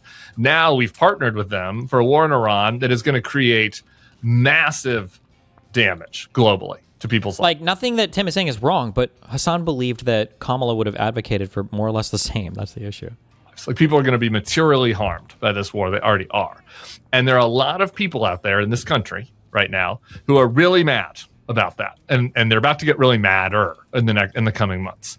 And I think a lot of them look at they blame Trump, but they also look at the Democratic Party and be like, "You guys have been on this too. Joe Biden was in there when Israel was doing the Gaza thing. The Democrats have been, part of this bipartisan establishment that got us into these stupid wars forever." And they look around for people, and who do they see out there saying, "No, we shouldn't. We should not do these wars. They're stupid. They're wrong." They see people like Hassan. And so in this moment where people are very bad, a lot of voters that when you say how to eat an elephant one at a time, a lot of voters Democrats are going to need, whether they be young voters or men who don't want to go to war or people whose costs are going to go up. Like right now, at this moment, a lot of them are assessing the landscape. And they're saying like, fuck. Okay, sorry. Why does he think that the Dems need these voters? Because Dems are perpetually in this cuckoldry of like, we have to appeal to, it's the circle thing I drew earlier. Yeah, but they should be coming to the Dems and groveling because the people think that like there's no Democratic movement or there's no Democratic voters or nobody gives a fuck outside of like these really radical places, which I feel like is kind of proven wrong by the whole No Kings protest, because I feel like these are getting a fuck ton of people that are showing up that are just like center left. They're the most popular protests ever. Like they're and these are like just like center left Demers. These are not like crazy like socialist ultra progressive type people. Like they're just normal ass dudes. Yeah, but I think the fucking ultra progressive socialist type people try to co-opt these movements. They try to. They want to. Yeah. Yes. Yeah. Trump betrayed me. Like I thought I was on board with the no wars candidate. Okay, and they're gettable right now. I get as ripe as they have ever been to be gotten by the Democratic Party. And in this moment, the Democratic Party and their leaders should be focused. Like the Democratic Party doesn't need Hassan to be anti-war. Like they can be against war without appealing to socialists. Like that's not just an exclusively socialist position. My view on being as clear and loud and passionate as possible. No stupid wars. I will not get you involved in this. This is a mistake to the extent that Israel is involved, the fact that our relationship is closely tied to them is a mistake. And if we ever get back in power, we will not betray you. We hear you. We see this. And instead, you hear a lot of Democratic leaders being like, well, we should kick this guy out. That's what he's known for. Like, if he's known for anything, it's being anti this stuff. And it's like, what? We're picking this fight with him now? I'm just like, I could think of 1,000 other things I would rather Democrats pick fights about now. Like, why him right now? Because he's making their life harder. It is people like Hassan. They're making their life harder. Hold on. People like Hassan are making Democrats who want to take a stand against this war, right? True. And who want to probably take a stand against the way that Trump is just sort of like, doing whatever Bibi tells him. They're trying to figure out how to do it in a way where they don't imperil the safety of Jewish people in this country. They're trying to do it in a way that is, they don't want to be anti-Semitic. And I'll tell you why Hassan is so dangerous, is that what it does is it's exactly what Trump does. It's exactly what Nick Fuentes does and Tucker does. It takes maybe legitimate rage about something, and then it gives them an enemy to put it on. It gives them an out-group to blame for it. And I think you have to be so careful with that so that you're not doing that, which starts with condemning the people who hold the same position as you for reasons that are bad, for reasons that are hostile to Jews. Here's where I disagree. Totally disagree. It starts with condemning the fucking war and condemning Israel and condemning Bibi and condemning Trump and being passionate and clear about it. Because then what happens? Then, if you have the credibility then with the voters who were anti-war voters, who were unhappy about the way that they see the bipartisan establishment, and they thought Trump was going to be their savior from this, that there was this some blob in D.C., and no matter which party is in charge, we all get into stupid wars. They thought Trump was their way out of this, and now they're like, Trump's doing the same shit that all the other ones did that we said we didn't want it. He's doing it worse. And so now if the Democrats go to those people and go on those shows, they should be on those shows. Democrats should be begging Joe Rogan or Theo, whoever, to have them on right now. They should be on Manosphere shows being like, I told you, this was stupid. I didn't want to do this. This war I don't even know if those shows will have them on, though, right? Like, Joe Rogan explicitly says, like, Gavin is begging Joe Rogan, let me on and we'll chat. And Joe Rogan's like, no, we're not doing it, Dumb. Our relationship with Israel is too tight. We should be reevaluating it. We should not be getting dog walked into this war. By the way, MBS also sucks, right? Like, you can do that in a way that's not anti-Semitic because it's what has happened. Like, it's happened. And so if they did that, and then in 5 months, they're like, you know what? Okay, look at this, though. Like, you guys, we cannot, be shoulder to shoulder with somebody as this view or that view, or we have to get, like, then you have the credibility. Why is there a 5-month gap? Why can't it be in the same breath? I think it should, because here's the point. I do agree with you that nature abhors a vacuum, right? Like, part of what is happening is that there is a desperate anger over this war from a lot of people that feel betrayed by Donald Trump, that don't want any more foreign wars in the Middle East, and like, we're almost it's not about Israel. Like, for some, for some people it is about Israel.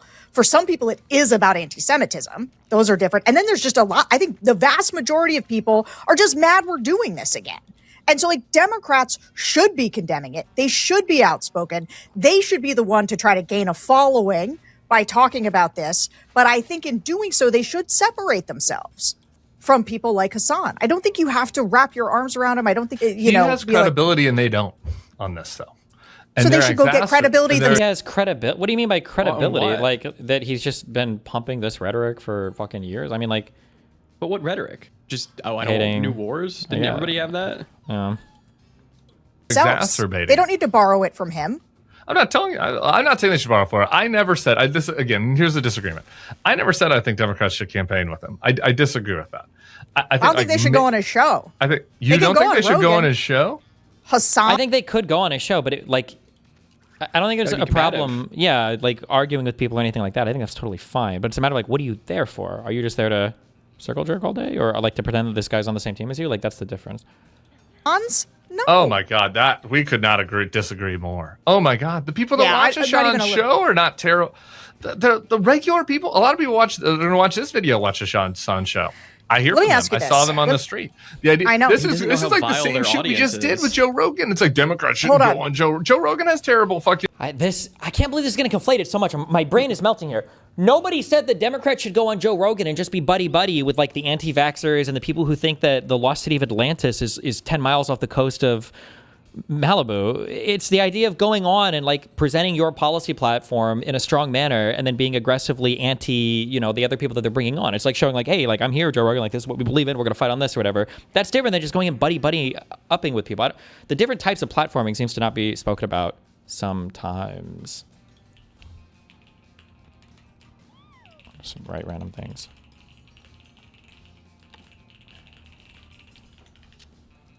And views, they have to speak to those people. Those are the people that they have to speak to. Why wouldn't they do that? Like right now, especially right now.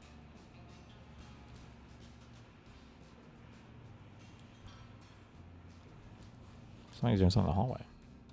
Oh, when they're the most right. gettable. Let's say, so Nick Fuentes is out there saying we should vote for Democrats because Trump is doing this for Israel. You think Democrats should go on Nick Fuentes' show?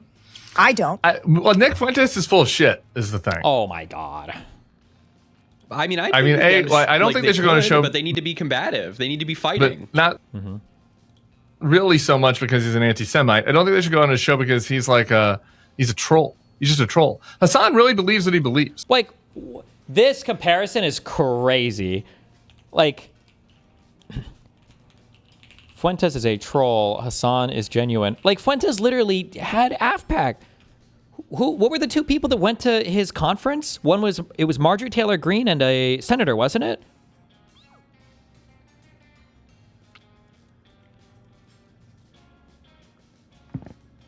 Like,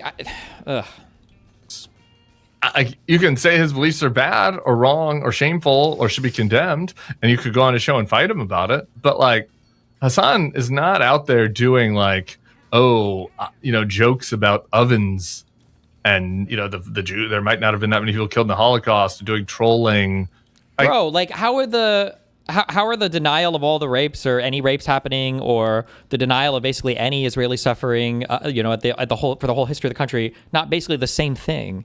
It really kind of is. Like, again, Hassan just doesn't deny any of the rape stuff doesn't deny the Holocaust stuff because his enemies there are white nationalists. I think Paul Gosar was the other one who was there for it Gosar or whatever. Yeah. Oh. It was MTG and him.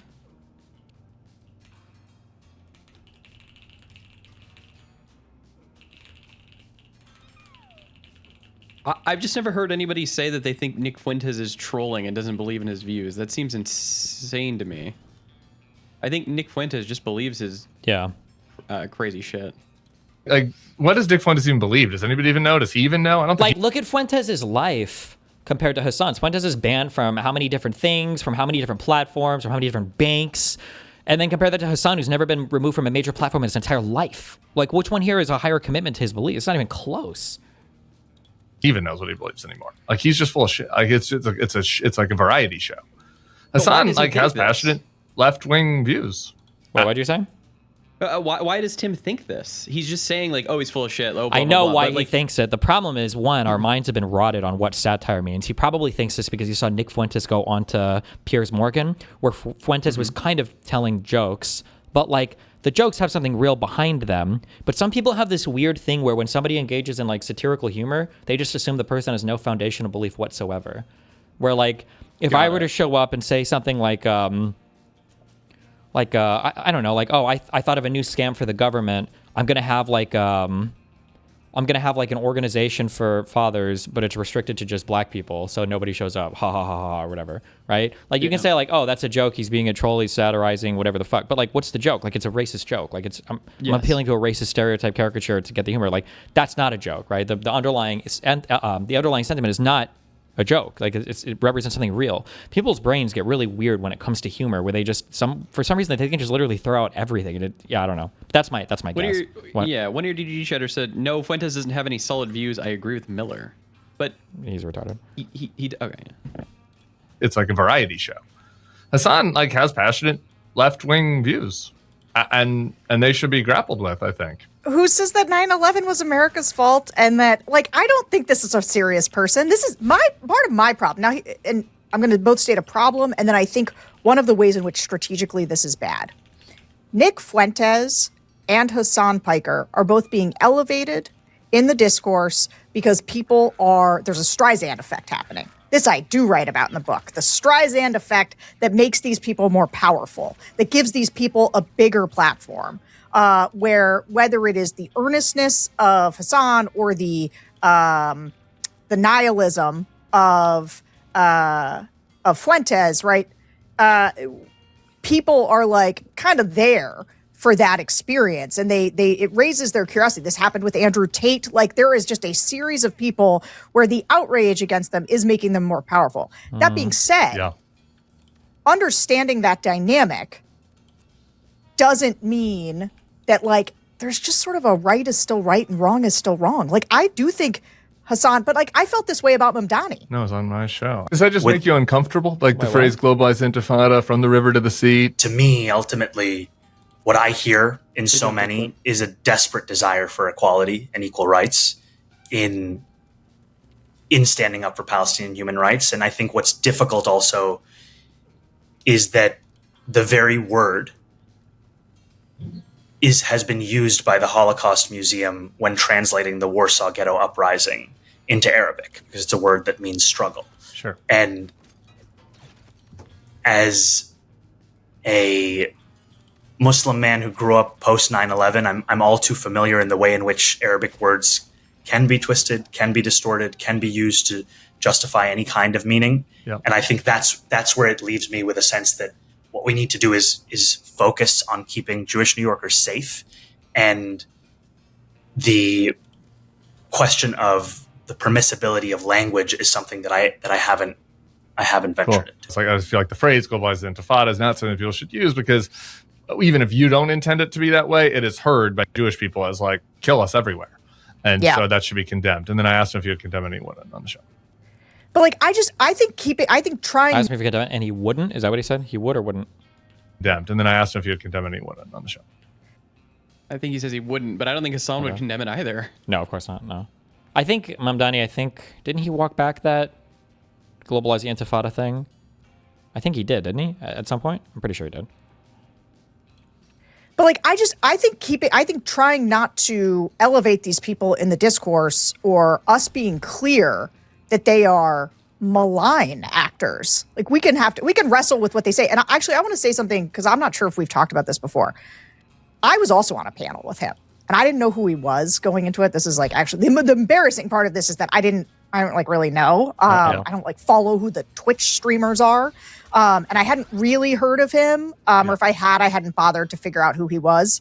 And when he started talking, like, the first things out of his mouth were like ridiculous, and they were attacks on Bill.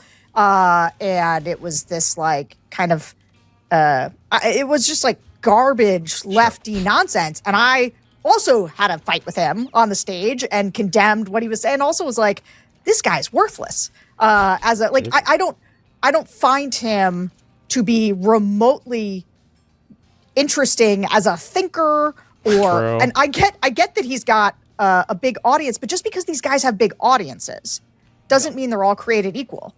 Again, I think this is why I know you the 5 months thing and right is always right. And I think that people in the commentary space that want to criticize him should, and I understand that right is always right. In my argument for engaging with him last night, I said it was like, even this week he attacked Scott Wiener, state senator out of California, for visiting Israel after October 7th. And I was like, that's a crazy thing to attack somebody over. That's an insane thing to attack somebody over, and that's wrong. And I find it repugnant, actually. But we could disagree about that. Here's my problem, though, is why it matters all in the context of Israel.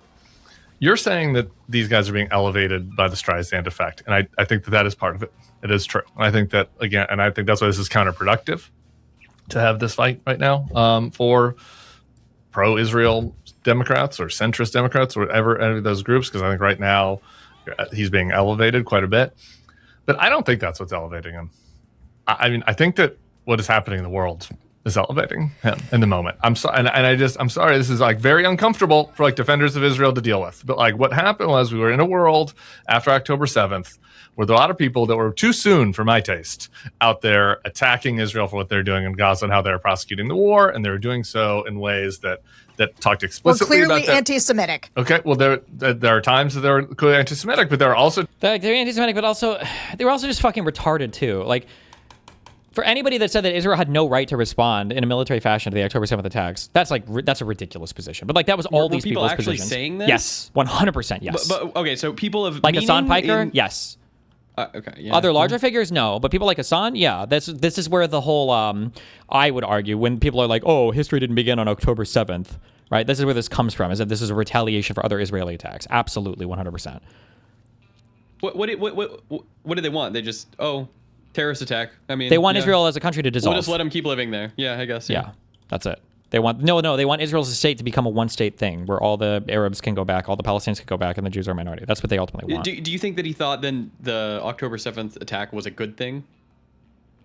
I don't think he would say good, but he would say it was like understandable and no, yeah, he kind of does. That's where the baby settlers thing came from, because he said that like technically it's all active conflict, so it's all justifiable in the rules of war. This is where that misreading of a UN thing where they say a people have a right to resist their oppressors, even if it means using violence. When they're saying that over and over again, what they're saying there is that that you have a right to kill civilians.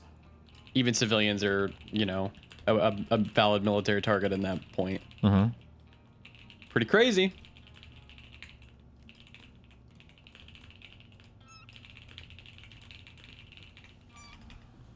Times where they were talking about things that other people weren't talking about in the news, like the amount of death and destruction that was happening to the Palestinians in Gaza.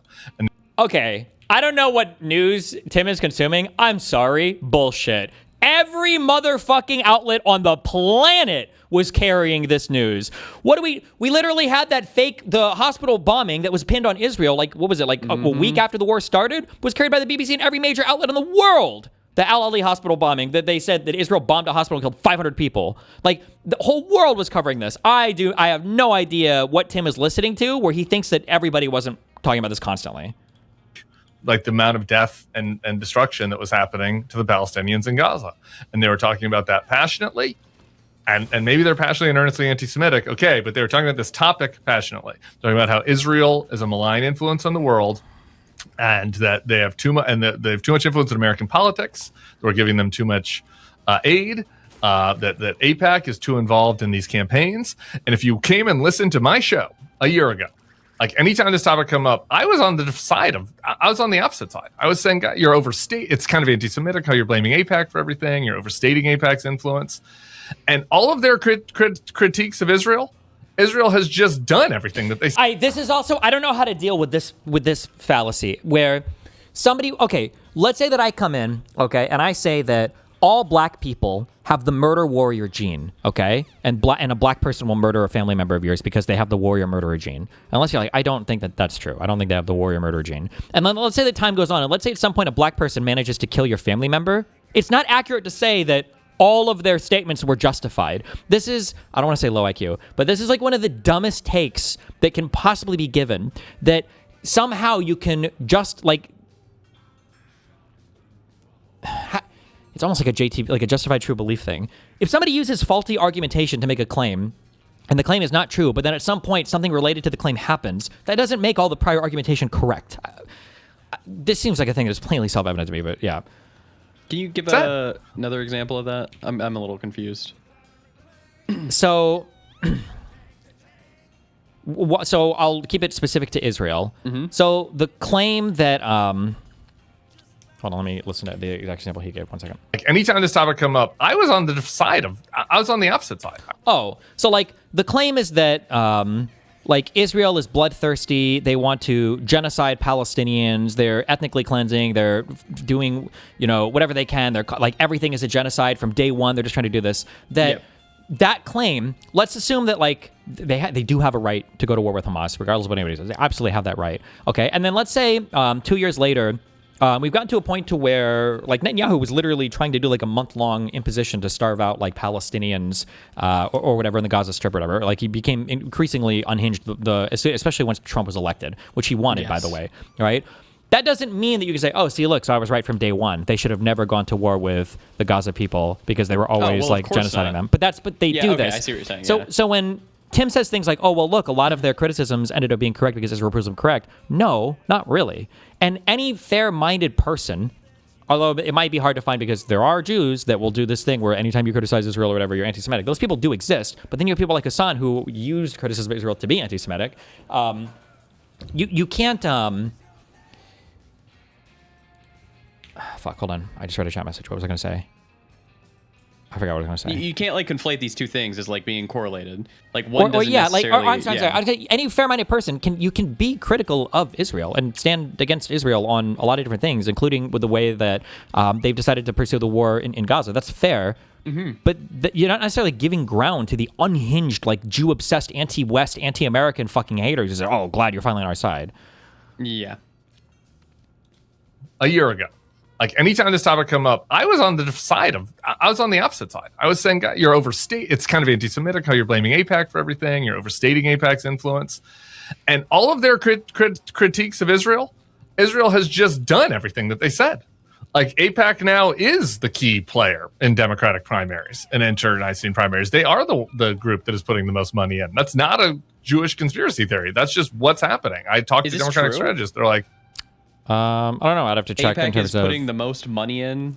I'd have to check in terms of contribution. But also, remember, there are claims that people dance between when it comes to AIPAC. The claim, the strong claim from their side, they might dance around this when they're pushed on it, is not that AIPAC is donating money to American candidates. It's that AIPAC is behind closed doors coordinating with Netanyahu and the Israeli government to illegally funnel bribery money to politicians in order to influence the way that they vote or something. Like the strong claim is much stronger than just like AIPAC, donates a lot of money to people for Israel's interest, because that's not even a conspiracy. Like AIPAC, it has Israel in the name. Obviously, they're advocating for Israel's interest. Like it's literally for they say, well, it's in the name of it's what AIPAC is. Yeah, like that's what AIPAC does. Of course, there's no conspiracy there. Obviously, Yeah, but their whole idea behind it is that it's fucking Israel doing it. The race is going to be determined based on AIPAC's involvement. Like, that's just is what it is right now. And Israel did then continue to go way overboard in their prosecution of the war in Gaza, and then not to mention what's happening in the West Bank with the settlements, not to mention the fact that they're invading Lebanon right now. And then we did get into a war with Israel. Wait, the Secretary of State... Do we think the Lebanon invasion is a bad thing? The thing is that Israel will always push as far as they can on anything. So I don't know about the current stuff, but my guess would be it's probably not good, given that I think they've already basically fucked up Hezbollah. And my understanding is what I heard last. I haven't read any of this, and I can't trust anything unless I read it for Israel. Is that they're literally bombing Beirut again? So I don't know what the point is of that. Also, I read. I'm going by headlines. I have not looked into this. That there's a part of Lebanon that extends into. There's a thing in southern Lebanon. I believe it's in southern Lebanon called the Litani River, which is like a place that Hezbollah would kind of lob bombs and do shit from across the river into Israel. And I've heard that Israel basically marched the IDF up to the Litani River to take that territory, which would be encroaching on Lebanon territory. I don't know how true that is, but... I thought they went into Lebanon recently after the Iran shit because I thought Hezbollah was starting to fire missiles at Israel again. So they're like, okay, well, fuck it. We're going to go to the south, and we're going to basically like create like a bit of a buffer zone in order to stop getting fucking rockets fired at us. Is that not what happened? I mean, that probably is to some extent, yeah. It's just a matter of how much they push. The annoying thing about the most annoying fucking thing about all these fucking people and everything is that just nobody that has criticism for Israel has literally anything to fucking say about the Arab side. No one has anything to say about the Arab side. So it feels like such a retarded fuck conversation where our analysis is exclusively centered on Israel with nobody saying fuck all about any of the other people and the players in the region. So it all just feels so fucking stupid. Russia's just taking a buffer zone too. Well, Ukraine wasn't firing fucking missiles at Russia, you fucking retard. That's a bit of a difference, huh? Jesus. Said we got into because Israel was going to attack first if we didn't do it. So sure, there might have been some anti-Semitic stuff mixed in there, and that's not good. I'm not okaying that. It's bad. They should not do anti-Semitic stuff. But like their general critique of the lefty anti-Israel commentators has borne out in the real world. And so I don't understand. I don't know what pro-Israel people expect. There's been a huge sea change. If you just look at the polls of voters, they're looking around. They're like, I am unhappy with the extent of our relationship militarily with this country. I'm unhappy with this war. All of the establishment figures want to kind of tamp that down. And there are these other voices out there that have been speaking about it. Well, obviously they're going to gain influence. This guy actually got audience captured? No, I don't think Tim is audience captured. Shut up. Chill. No, I think he's just really good faith. I think he's trying to see the best in people. Yeah. And shouldn't Democratic politicians talk to the viewers of those shows? They're not all anti-Semites. They're just unhappy with how things are going in the world. I think you can do it. So what I don't like, and I don't want to say that I think you're falling into a trap, but I do think that there are ways. One of my biggest critique of Democrats in the book, and the thing I am urging them to do, is to get out there on offense, to say what they believe. Yeah. They should passionately argue against this war, if that is what they believe. If it's not, that's different. But they should passionately argue about it so that people listen to them. And so they have credibility on this. That doesn't require Hassan Piker. True. But who's doing this that? idea that this... Well, this is part of the problem. Is Hakeem Jeffries doing that? Is Chuck Schumer doing that? Are the 2028ers?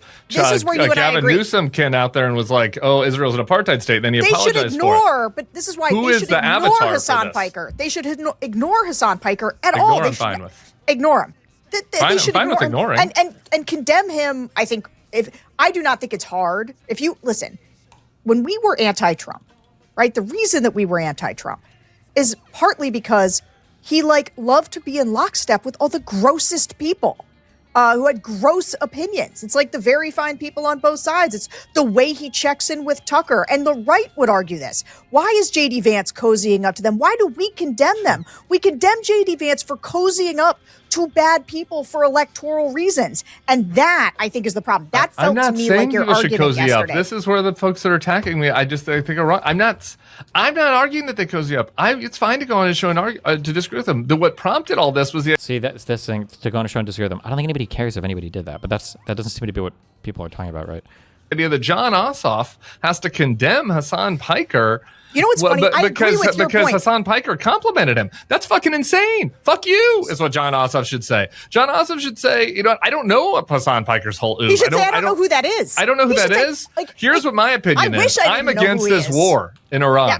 I'm against this war, and I'm against this Trump administration that's killing people in the streets, and that's what I care about. And you want me to talk about some streamer? Eat shit. That's what I think John Ossoff should say. And I was on your side. I was on your side on that point. It was the rest of it. It was last night. It was last night listening to it being that I do not think, though, for electoral reasons, they need to embrace Hassan. That is different. Did I say embrace? I never said embrace. I said talk to his audience.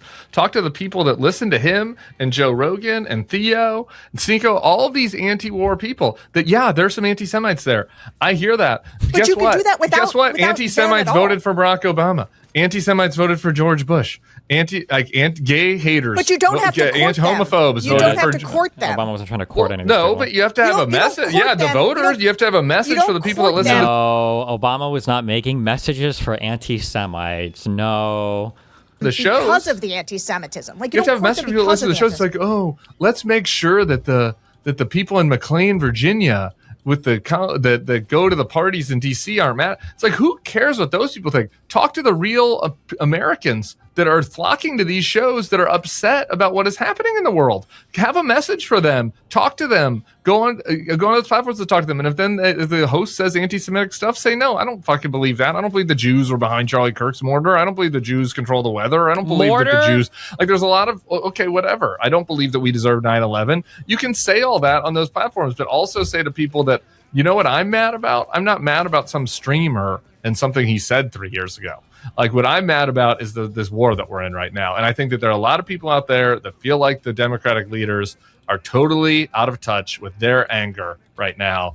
And I think that this is just this kind of fight just exacerbates that. I agree with that particular point about it exacerbating it. And so, I think that we should separate the idea of Democrats should be going hard against this war. They do need to be more aggressive. They do need to speak to a wider audience. I do not think they need to do that with Hassan Piker, and I do not think and I think they should be very clear to separate from the anti-Semites as they do it, because otherwise what you are doing is ginning up anti-Semitism. And I understand. And last night I was here's like, the part of the problem. Can I? We're going to do this. I'm just going to say it. I don't support anti-Semitism. I think there's a lot of anti-Semitism out there. I think that a lot of the people who are pro-Israel and pro this war weaponize this though, and it's like, well, it's too anti-Semitic. If I would have said a month ago. But I think Hassan that is Israel is weaponizing social media to try to brainwash people. You would have said that was anti-Semitic. A lot of big Israel defenders would have said that was anti-Semitic. Well, then Bibi went out and said that he wants to do that with TikTok. He sees TikTok as a weapon. Okay, if you would have said that Israel's going to drag America into a war that we have nothing to do with, based on their influence over our political leaders, 2 months ago, people would have said that's an anti-Semitic thing to say, and now we're doing that.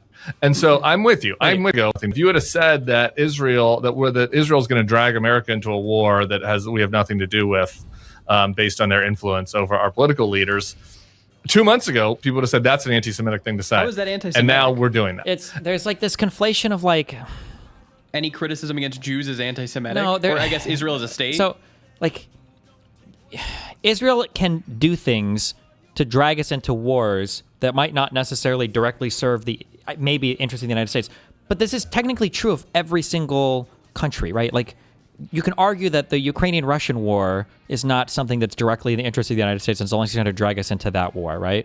This is not like the strong claim, though. The strong claim is that Jews control society from the top down, from our media to our political infrastructure to our funding through AIPAC and lobbying and everything else. And so Jews are able to, in a very unique way, unique from any other country on the planet, drag America into conflicts that we're not interested in. The reason why we were in Iraq, they pointed to that clear break or the clean break memo in 95 or whatever, and Netanyahu coming to Congress or whatever. Like, it's a much stronger version of that argument.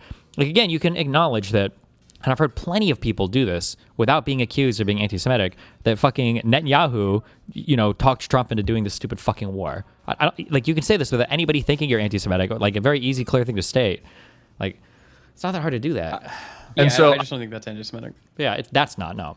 I'm with you. I'm not for anti-Semitism. What happened in Michigan is a tragedy. People should be clear-eyed. But also this notion that that there's a lot of folks out there that are trying to police the rhetoric around this because they don't want Israel to be criticized in the full view of their actions.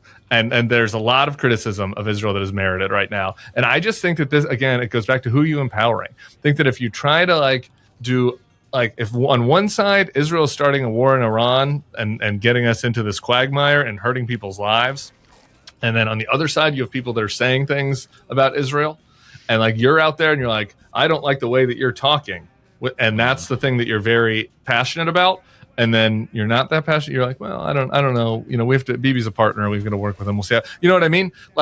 There's a disconnect with people. And I think, again, you're empowering the actual anti-Semites. I think you're empowering the actual anti-Semites by not being just clear-eyed about the real threat here. How is this different? This is one of the sort of the main thing. And this is tough, but I'm going to put it out there. How is it different? Our objection to Trump when he showed up, and this is where when people were like, it's locker room talk, I was like, you locker room talk. No, it's not. The way they tried to downplay things, we stood against Trump. And look, everybody else on the right, I don't take a lot of their criticisms. They're not in a position to levy this, because what they did is say, you know what? We need Nick Fuentes' audience. We need Tucker's audience. We need to all get on board with Trump despite the horrific things he's saying, because he's right about X, Y, Z. Yeah. Right? And the populist rage that people had. Well, Trump is going to embody that. And we said, no, we stand against random rage from people, even about things that maybe they're right to be mad about. Income inequality, stupid foreign wars, right? Trump had messages that resonated with people. And we were like, no, we stand against that because this guy is a foul person who is going to do tremendous damage to America. Yeah. We were right about that. I want to maintain that against people like Hassan. Well, and Hassan's not running for president. I've changed my views. That would be one. Number two, Trump was running for president. Number two is again, that's not really the apt comparison, right? The apt comparison is, should Republican politicians have gone to mega churches to talk to people that have, influential pastors. Yeah, Nick that Fuentes have wasn't running for president either. terrible views about gays. Maybe they shouldn't have. I don't know. You know what I mean? But like, don't you have to They communicate? definitely did do that. Yeah, they definitely did do that. But like, don't you have to communicate to the religious voters on there? I mean, some of this is not like apt because I think that like the Volk that listen to Hassan that like are mad about Israel like have a point.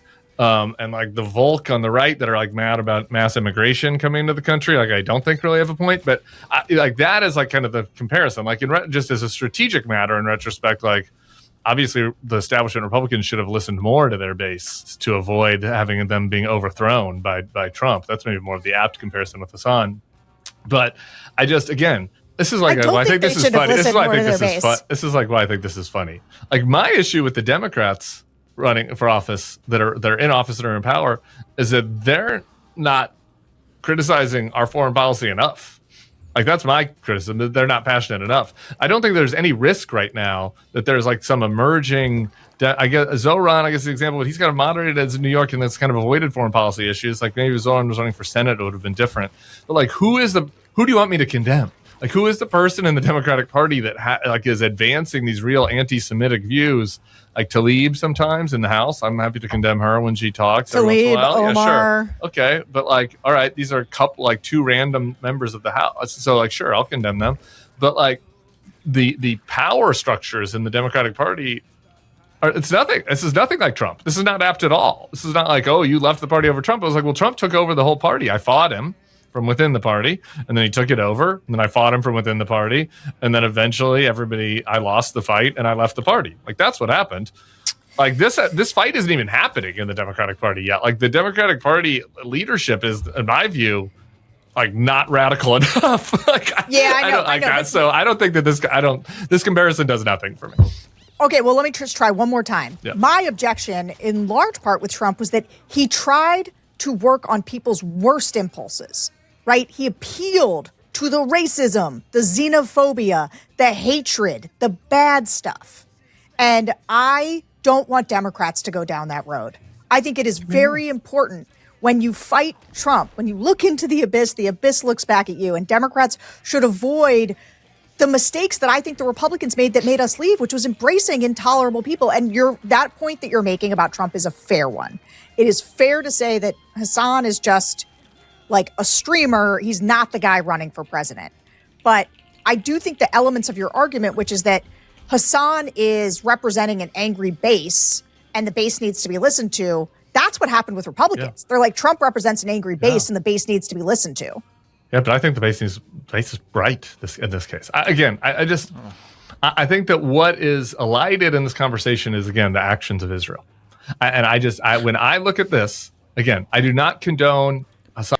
To be fair, he's right here. You, Hutch, Josiah, etc. really have no smoke for Israel. It's the softest, most pussy critiques about a populace that massively supported Trump and a government that got a bunch of Americans killed and majorly contributed to this energy crisis. This is just true. That's not true. I have more smoke for Israel than any of the other fucking retards that you're talking about. Not Hutch or Josiah, but Hassan or all the pro-Pali retards. What are you talking about? I have plenty of criticism for Israel. You just don't like it because I have real criticism for Israel. Your criticism or the criticism of the pro-Pali people is that, like, we should just leave the whole Middle East. We should actually just make a one-state solution. And then, like, that's not real criticism.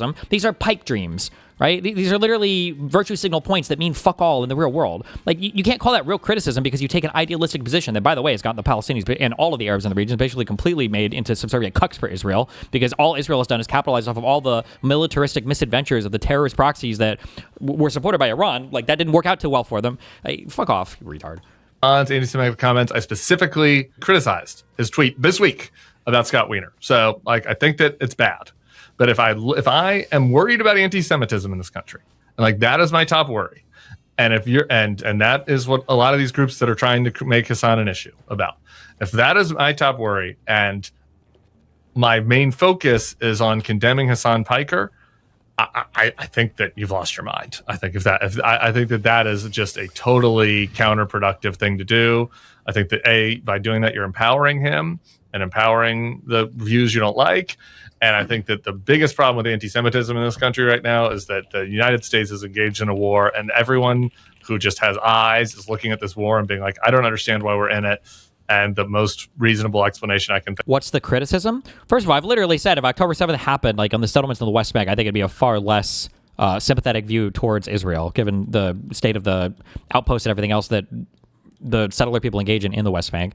Number one. Number two, I said we should harshly sanction. I think Bush and Obama, did this. Sanctioning different settlers that are involved in West Bank violence, I think is something that's totally okay to be critical of Israel. And I think that you can condition aid or condition support with Israel on them making some kind of advancement or movement towards having a more unified Palestinian Authority, a more unified Palestinian governing body between the Gaza Strip and the West Bank. I think you can condition support, and you could even dip into that. Well, you could do sanctions for individuals that are involved in violence in the West Bank and everything. I think that's totally fine. I think conditioning support on some kind of future political progress towards Palestinian unity or some kind of governing body, some kind of final solution for the dispute between these two parties. I think these are all things that I say should be done with Israel to move them in a more positive direction. But nobody wants to even walk down that road. Instead, it's just one state, one state, one state, one state, one state, one state, one state, or just retarded virtue signal bullshit. For people that don't even know anything about what's going on in the region, it's fucking retarded.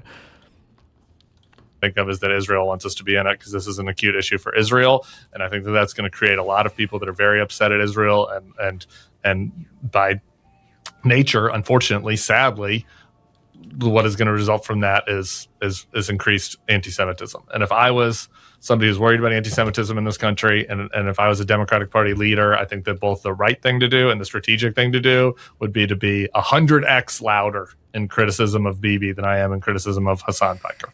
And on this point, I'll just say, I think I am in agreement that strategically what one does, this is something people fall into, and I think Democrats do as well, where they focus too much on sort of trying to critique the thing they think is bad instead of saying the thing they think is right. And so what I would... To be fair, whenever Israel does some fucked shit, you kind of caveat your criticisms with Israel is just being opportunistic and they're doing what any other country would do, instead of assigning malicious intent. First of all, I've never said doing what any other country would do. You added that. That's fan fiction on your end, number one. Number two, I'm pretty sure it's universally understood that when I say Israel will opportunistically capitalize on anything else they see in the region, that's understood to be a negative thing. I'm pretty sure I've said multiple times that Israel is fucking over their relationship with the United States. They're fucking over the U.S. presidents. They kind of sort of fucking backstabbed Biden when it came to negotiating with Trump and everything as soon as he came into office. I think every single person on the planet understands that when I say they're incredibly opportunistic in terms of seizing shit, even sometimes to the detriment of other allies. I've brought up King Hussein in Jordan over and over again. I've brought up political leadership in the United States over and over again. It's just fan fiction. You're just writing fan fiction or whatever. Would like for Democrats to do is go swing hard on how you feel about this, the way that Trump got us into this war, the fact that he didn't even ask Congress, that he has done nothing to ask the American people or make a case to the American people. Everything about this from top to bottom has been an insane adventure. It's the exact opposite of what he ran on. Oil prices are now high. There's a million things to criticize. Go hard. Go focus on that. I don't think, though. I think it is a mistake. I think that it is a mistake to make it about Hassan Piker. I do think you have to drown out the anti-Semites and make a good, clear case that is steeped in the things that are right. And I do not think you need to, my last word is I do not think you need to embrace people like Hassan. And I think it's fine to condemn him and condemn him and then go make your own case. Yeah, sure. But I don't want us to, one of the things, this is a quick note to Bulwark listeners, which is something that is happening that bugs me, is when people are like, the Bulwark is embracing Hassan. And I'm like, guys, I get it that Tim's got the big microphone, but one man's opinion, okay? There's many of us. We have a big array of opinions. We argue about them with each other. That's what the Bulwark is about. Yeah. And so if you want honest conversations about tough topics, that's what we're going to do here. And that the Twitter discourse does a real disservice to this conversation. Yeah. The world is complicated, and it's not clear what the right thing to do is going forward. And I do think that there's a lot of projection onto us and everybody. It's people, want to project their own hatreds or fears, and everybody experiences this. But I hear you on that, and this is why it was funny. Actually, this is just a comment. We can go meta since we've I think expressed we've done the our substance, contrary views. The meta comment I think is funny about this is last night after I did the stream, I did you should not do this. You should not do this. Is a bad thing to do as an influencer, commentator, whatever. And I don't I try not to do this that often, but I was just You went and read curious. the comments? No, I try to read the comments of the Bulwark Plus members. Join Bulwark Plus now because you're part of our community. I do want to hear their comments. No, I searched Twitter and Reddit, for whether anybody was talking about it or linking about it. Like I searched for myself and Hassan or whatever our names, and it was pretty funny actually. Was that there are anti-Hassan clip accounts that clipped two of the things that I said criticizing him, and was Tim Miller goes after Hassan, and then there were anti, because they're trying to make him a bad guy. They're lefty anti-Hassan, accounts, and then they're then they're the anti-Bulwark accounts, the pro-Israel, whatever right-wing accounts. They had clipped the ones where, I was explaining why I don't think the Democrats should distance from him, being the Bulwark has gone full Hassan. It's this is just the nature of the discourse, and I do, and we started this here when I was saying that there are 5 subtopics here, and so anyway, my closing point is, for anyone that wants to clip this, I do not like his politics, and I disagree with him, and I think that we'll continue to fight over it. I think the question then is, okay, how do you engage with that in a way that's healthy? And is it in a way that's burn the witch? Is it a way that's ignore? Is it a way that's engage? Is it somewhere in between all of those things? And I think that is where the question is. And my view is, I think the most important part about this is how do you talk to, if you're the Democrats, to the people that listen to and trust him? And how do you build trust and gain trust with them without looking into the abyss and having the abyss look back into you, right? Without becoming him, without you yourself advancing views that are wrong or hateful or whatever. But how can you engage them without doing that? That's what I think that should be done.